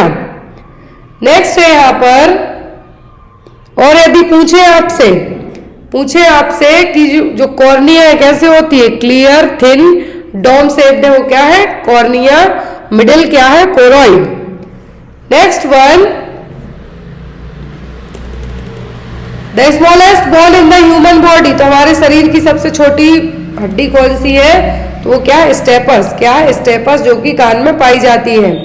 अगला क्वेश्चन है यहाँ पे, सेंट्रल नर्वस सिस्टम इंक्लूड, और स्टेपस से लेके आपको 3 चीजें याद रखनी है। पहली, स्टेपस कहाँ पे? कान में पाई जाती है, सबसे छोटी बोन है। साथ ही साथ ईयर ऑसिकल्स में कंपोज 3 बोन होती है, मिलियस, इनकस, स्टेपस, और दोनों कानों की मिला के कितनी होंगी? 6। Next is central nervous system includes. तो सेंट्रल नर्वस सिस्टम किससे मिलके बनता है? ब्रेन एंड क्रेनियल नर्व से, cranial nerve and spinal cord से, स्पाइनल नर्व और ब्रेन से, या फिर स्पाइनल नर्व एंड ब्रेन से। किससे बनेगा? जो हमारा सेंट्रल नर्वस सिस्टम है ये बनता है स्पाइनल नर्व्स और ब्रेन से मिलके। किससे? स्पाइनल नर्व और ब्रेन से मिलके। सॉरी फॉर दैट, यहाँ पर ऑप्शन सी और डी दोनों सेम दिए हुए हैं। Next is short sightedness can be corrected by using spectacles with which lens. तो यदि जिसको नियर साइटेडनेस और शॉर्ट साइटेडनेस निकट दृष्टि दोष है, तो उसके लिए कौन से जो उसके चश्मे बनेंगे, ग्लासेस बनेंगे, उसमें कौन सा लेंस लगाया जाएगा? कॉनकेव, कॉन्वेक्स, सिलेंड्रिकल या फिर ओपेक। यदि जिसको दूर दृष्टि दोष है, फार साइटेडनेस है, तब यूज होगा कॉन्वेक्स। क्या होगा? तब होगा कॉन्वेक्स। यदि नियर साइटेडनेस और शॉर्ट साइटेडनेस है, तब यूज होगा क्या? कॉनकेव। कौन सा? Concave lens. Next one, normal sugar level in our blood is. तो हमारे शरीर में ब्लड शुगर लेवल कितना होता है? 95 to 125 mg per DL, sorry पर 100 ml, 65 to 130 mg per 100 ml, 80 to 120 mg per 100 ml, या फिर 90 से 140 mg per 100 ml। Normal blood sugar level कितना होता है, तो होता है 80 से 120 mg पर DL। बिलो 80 यदि फास्टिंग ब्लड शुगर चेक करते हैं, बिलो 80 जाता है तो प्री डायबिटिक है, अब 120 जाता है तो डायबिटिक है। नेक्स्ट वन, लेवर टेक्स प्लेस, यदि सॉरी इससे कम होता है तो हाइपोग्लाइसीमिया, ज्यादा होता है तो हाइपरग्लाइसीमिया। अगला क्वेश्चन है, लेवर takes place after how many days of last menstrual period. तो LMP के बाद से लेबर में कितना टाइम लगता है, तो वो लगते हैं 280 दिन, 365 तो दिन ही होते हैं, या तो 10 लूनार मंथ्स कह सकते हैं, 280 दिन कह सकते हैं, या फिर 38 to 42 वीक्स कह सकते हैं। लेकिन जब प्रेगनेंसी 42 हफ्तों से ज्यादा जब की जाएगी वो कहलाती है पोस्ट टर्म प्रेगनेंसी। यदि यही प्रेगनेंसी 37 हफ्तों के पहले हो जाए डिलीवरी तो वो कहलाती है प्री टर्म डिलीवरी, और यदि आफ्टर 37 हो तो वो होगी टर्म डिलीवरी। क्लियर। LMP आपका यहाँ पे एग्जाम में EDD पूछ सकते हैं, क्योंकि बहुत आता है एग्जाम में क्वेश्चन। तो नेगल्स फॉर्मूला आपको यूज करना है, मोस्टली वही आप लगा के इजी आपको याद करना। यहाँ पर LMP का फर्स्ट डे क्या है, लास्ट मेंस्ट्रुअल पीरियड का पहला दिन plus 9 months plus 7 days equal to estimated date of delivery और expected date of delivery. Next one, आप हो सकता है एग्जाम में LMP बता दिया जाए कि पीरियड्स, लास्ट पीरियड का जो पहला दिन था, लास्ट पीरियड का पहला दिन था 12 दिसंबर था, लेकिन लास्ट पीरियड का फर्स्ट डे जिस दिन से स्टार्ट हुए वो बताया जाएगा, वो आपको EDD कैलकुलेट करने को पड़ जाए, या फिर EDD दे दी जाए, आपको पूछा जाए कि आपको कंसीडर करना है कि LMP क्या रहा होगा। Next one, sign of true labour are all following except. True labour pain के सभी साइन है किसी एक को छोड़कर। Painful rhythmic uterine contraction, dilatation of the os, foetal movement, या फिर शो। ब्लड शो देखने को मिलता है जो सर्वाइकल म्यूकस प्लग का जो कैप बन जाता है कंसीव करने के बाद, जैसे ही मेम्ब्रेन रप्चर होती है प्लग ओपन होता है और जो ब्लड आता है वो कहलाता है blood show. Dilatation of the ओस, सर्विक्स है जो डायलेट होना स्टार्ट होती है। पेनफुल रिदमिक यूट्राइन कॉन्ट्रैक्शन आएंगे, कंटिन्यूअसली बढ़ते जाएंगे, लेकिन फीटल मूवमेंट ट्रू लेबर के टाइम पे फील नहीं होता है, जस्ट बिकॉज जो फीटल्स क्या नीचे की तरफ एंगेज हो जाता है और after that fetal movement feel नहीं होते हैं, इसीलिए नॉन स्ट्रेस टेस्ट करके बार बार चेक किया जाता है। Clear. Next is sign of separation of placenta are all following except. तो प्लेसेंटल सेपरेशन होता है तीसरी स्टेज में लेबर की, कि सभी लक्षण है किसी एक को छोड़कर। Lengthening of the cord at vulva, gush of blood is seen, fundus rises up to umbilicus, temperature rises. तो प्लेसेंटल सेपरेशन के सभी साइन है किसी एक को छोड़कर। कॉर्ड है जो वल्वा तक आएगी, ब्लड अचानक से इकट्ठा देखने को मिलेगा, फंडस राइज होगी अम्बलाइकस तक, टेम्परेचर है जो नहीं बढ़ेगा, लो होता है, ठंड फील होती है जैसे ही प्लेसेंटा बाहर आता है, टेम्परेचर है यहाँ पे नहीं बढ़ता। टेम्परेचर बढ़ता है जब इन्फेक्शन होता है, वो तुरंत तो पता नहीं चलेगा, आफ्टर 24-48 आवर के बाद है जो पता चलेगा। Next one, a vitamin that is generally used therapeutically used in nausea vomiting in pregnancy। तो एक विटामिन यूज किया जाता है प्रेगनेंसी में, एक विटामिन यूज किया जाता है नोजिया वॉमिटिंग के लिए। यदि प्रेगनेंसी में नोजिया वॉमिटिंग होता है क्या कहलाएगा, हाइपर एमेसिस ग्रेविडेरम। इसके लिए human chorionic gonadotropin hormone responsible होता है, HCG हार्मोन। अब यहाँ पर क्या है जो विटामिन यूज किया जाएगा, तो वो होता है पायरिडॉक्सिन। कौन सा विटामिन होता है, पायरिडॉक्सिन, जो कि यूज किया जाएगा किसको ट्रीट करने के लिए, यदि प्रेगनेंसी में वॉमिटिंग नोजिया होता है उसके लिए। क्लियर। अभी देखिए दिया है यहाँ पे क्वेश्चन, आपको EDD कैलकुलेट करना है। क्वेश्चन में यहाँ पर if a woman LMP is 20 April 2020 and what is the EDD। 20 अप्रैल है जो LMP का फर्स्ट डे है, 20 अप्रैल 2020 EDD क्या निकल के आएगी। अब यहाँ पे मैंने आंसर ऐड नहीं किया है, आंसर आप कैसे निकालेंगे, 20 अप्रैल प्लस 9 मंथ्स प्लस 7 डेज क्या निकलेगा, अप्रैल से मई जून जुलाई अगस्त सितंबर अक्टूबर नवंबर दिसंबर जनवरी, क्या होगा 20 जनवरी प्लस 7 डेज, 20 जनवरी प्लस 7 डेज। तो यहाँ पे आपका 20 अप्रैल से लेके 9 महीने ये कैलकुलेट करना है आपको, प्लस 7 दिन जोड़ देना है। तो अब आप निकालना कि आपकी ईडीडी क्या आएगी। मैंने यहाँ पे लिख दिया डायरेक्ट। नेक्स्ट वन है क्वेश्चन,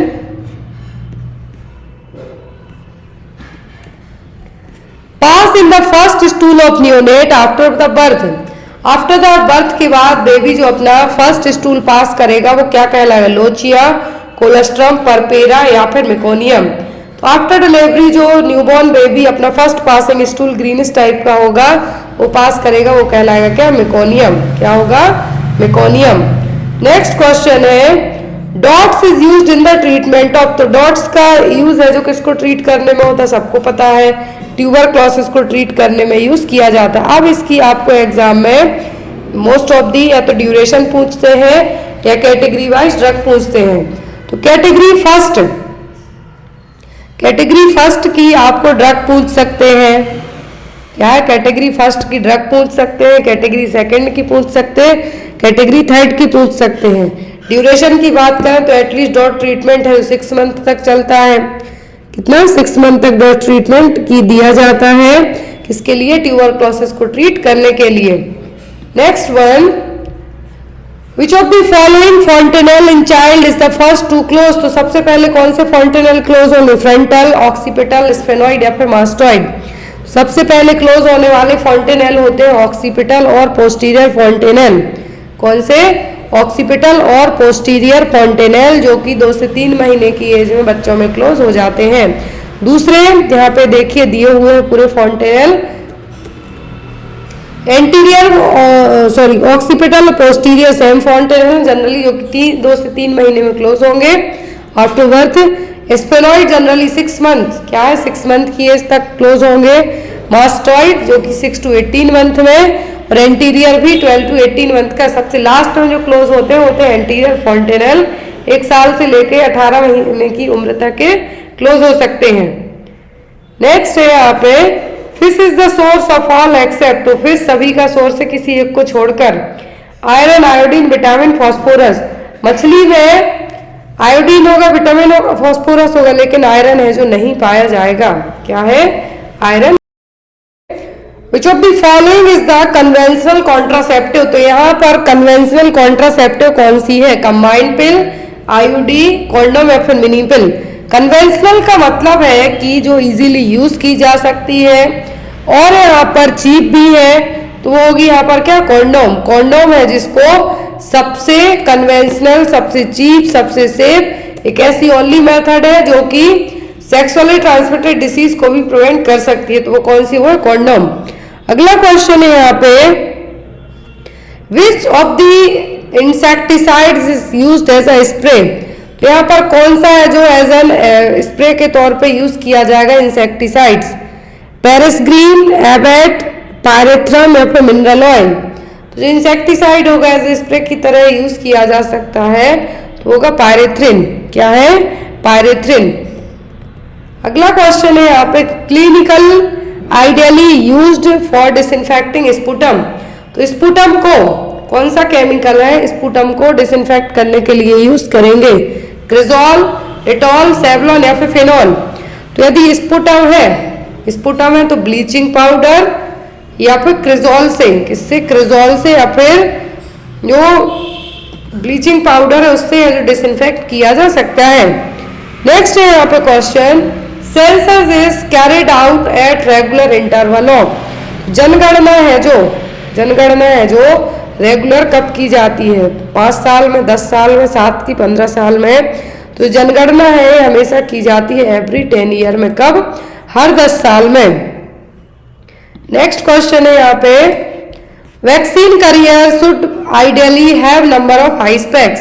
तो वैक्सीन करियर में कितने आई स्पेक्स जो हो सकते हैं, 1, 2, 3, 4। कितने होंगे वैक्सीन कैरियर में, तो होंगे टोटल 4। कितने, total 4। Next one, the dose of elemental iron in folic tablet given to pregnant women under RCH programme. तो आरसीएच प्रोग्राम के तहत आयरन फॉलिक एसिड का कितना डोज दिया जाएगा प्रेग्नेंट वुमेन को, 60 mg, 80 mg, 50 mg या फिर 100 mg कितना डोज दिया जाएगा? आयरन फॉलिक एसिड टेबलेट का प्रेग्नेंट वुमेन में आरसीएच प्रोग्राम के तहत होगा 50 mg। कितना? 50। Education technique most suited for introducing the correct use of ORS among rural मदरसेज।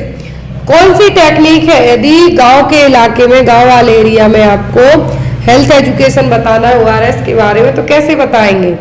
Group discussion से, फ्लैश कार्ड, डेमोन्स्ट्रेशन या फिर फ्लैलन क्राफ्ट से ORS के बारे में आपको सही तरीके से बताना है कि कैसे ORS घोल को बनाना है आपको, तो वो आपको उनके सामने डेमोन्स्ट्रेट करके बताना होगा। डेमोन्स्ट्रेशन का मतलब सीधा आपको सामने उनके ORS घोल के बताना होगा। यदि फैमिली प्लानिंग नॉर्म्स के लिए इसी तरीके से पूछे तो वो रोल प्ले करके बताना है, वहां डेमोन्स्ट्रेशन मत आप कराना। Next one, all are anti scabies preparation except. तो सभी anti scabies preparation, that means scabies जो itch mite, burrow itch mite के थ्रू होगा, उसके ट्रीटमेंट के लिए यूज किए जाएंगे किसी एक को छोड़कर। BHC लिंडेन, परमेथ्रिन, वेंजाइल बेंजोएट या फिर मेलाथियोन। क्या है जो एंटी स्कैबीज प्रिपरेशन में नहीं आएगा? क्या है जो एंटी स्कैबीज प्रिपरेशन में नहीं आएगा? लेकिन जो मेलाथियोन लोशन है वो यहाँ पे इंक्लूडेड नहीं होगा। मेलाथियोन है जो जनरली लाइस है, लाइस का मतलब जुए वगैरह हैं, उनको मारने के लिए यूज किया जाए। किसके लिए? जुओं के लिए, जनरली हेड लाइस है उसके लिए, ना कि ईच माइट के लिए। क्लियर? बाकी सभी है जो स्कैबीज को ट्रीट करने में यूज किया जाएगा। मेलाथिन है तो यहाँ पर हेड लाइस के लिए, जिनको जुए हो तो वो लोग लाके लगा लेना। Next one, all are test used for bacteriologically quality testing of drinking water except. तो पानी में जो बैक्टीरियोलॉजिकल क्वालिटी है वो कैसी है, उसके लिए सब टेस्ट किए जाएंगे किसी एक को छोड़कर। Multiple tube method, membrane filtration technique, colony count या फिर बायोलॉजिकल ऑक्सीजन डिमांड, सभी टेस्ट किए जाएंगे किसी एक को छोड़कर कि पानी में जो बैक्टीरियोलॉजिकल क्वालिटी कैसी है। तो उसके लिए बायोलॉजिकल ऑक्सीजन डिमांड नहीं किया जाएगा, बाकी सब कुछ है जो किया जाएगा। During an epidemic of cholera, well should be disinfected ideally. यदि किसी एरिया में कोलेरा फैला हुआ है तो वहां के कुएं हैं जो कब साफ करना है? एवरीडे, 2 दिन में, 3 दिन में कि 1 दिन में? कोलेरा के लिए रिस्पॉन्सिबल क्या है? Bacteria, vibrio cholera. और वहां के कुओं में, क्योंकि कोलेरा गंदा पानी पीने से ही होता है, गंदा खाना खाने से होगा, तो वहां के कुओं को आपको एवरीडे डिसइंफेक्ट करना है। कैसे? ब्लीचिंग पाउडर के थ्रू है जो आप कुएं को डिसइंफेक्ट कर सकते हैं daily. Next one, all are the component of under 5 clinic except. सभी कंपोनेंट है अंडर 5 क्लिनिक के किसी एक को छोड़कर। Immunisation, growth monitoring, oral rehydration या प्रेफरल ट्रीटमेंट, सभी अंडर 5 क्लिनिक के किसी एक को छोड़कर। तो वो होगा यहाँ पे आपका रेफरल ट्रीटमेंट। देखिए अंडर 5 में क्या है आपका? Care in illness, family planning, immunisation, adequate nutrition and health education. Referral services under 5 में आपकी इंक्लूडेड नहीं है। Next one, all are true of prevention of food adulteration act except. तो सभी फूड एडल्ट्रेशन एक्ट का हिस्सा है, prevention of food adulteration act का पार्ट है किसी एक को छोड़कर। prescribes minimum standards, is not mandatory, punishment include imprisonment, latest amendment was in the year 1986। Prevention of food adulteration act को लेके मिनिमम स्टैंडर्ड भी है, यहाँ पे पनिशमेंट की बात की गई है कि यदि कुछ मिलावट करते हैं तो पनिशमेंट भी होगी, पनिशमेंट में जेल भी जा सकते हैं। लास्ट अमेंडमेंट कब हुआ था? 1986 में। तो यहाँ पर आंसर क्या होगा? इट इज नॉट मैंडेटरी, बिल्कुल ही मैंडेटरी है।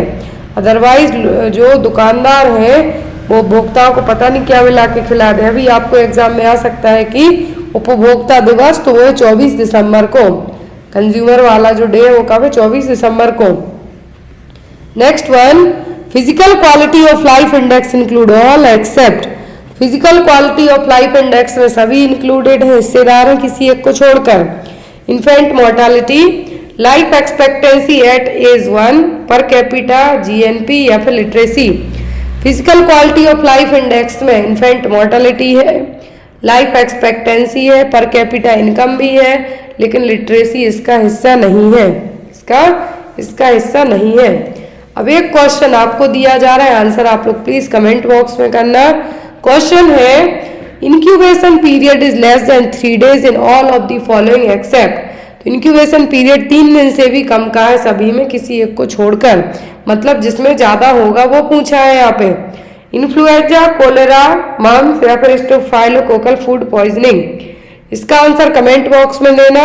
इसमें क्वेश्चन में है कि इंक्यूबेशन पीरियड 3 दिन से भी कम है, मतलब आपकी बॉडी में इन्फेक्शन हुआ विद इन 3 days के अंदर आपकी बॉडी लक्षण दिखाएगी, लेकिन एक ऐसा है इसमें जिसमें 3 दिन से ज्यादा है, तो वो आपको बताना है। आई होप आपको आज की क्लास अच्छी लगी हो। कोई भी डाउट रह जाते हैं तो आप बेझिझक होकर पूछ सकते हैं, और जिनको भी पेपर्स परचेस करना है वो डायरेक्ट मेरे व्हाट्सएप नंबर पे कांटेक्ट करके पेपर्स PDF परचेस कर सकता है। Thank you, bye bye, take care.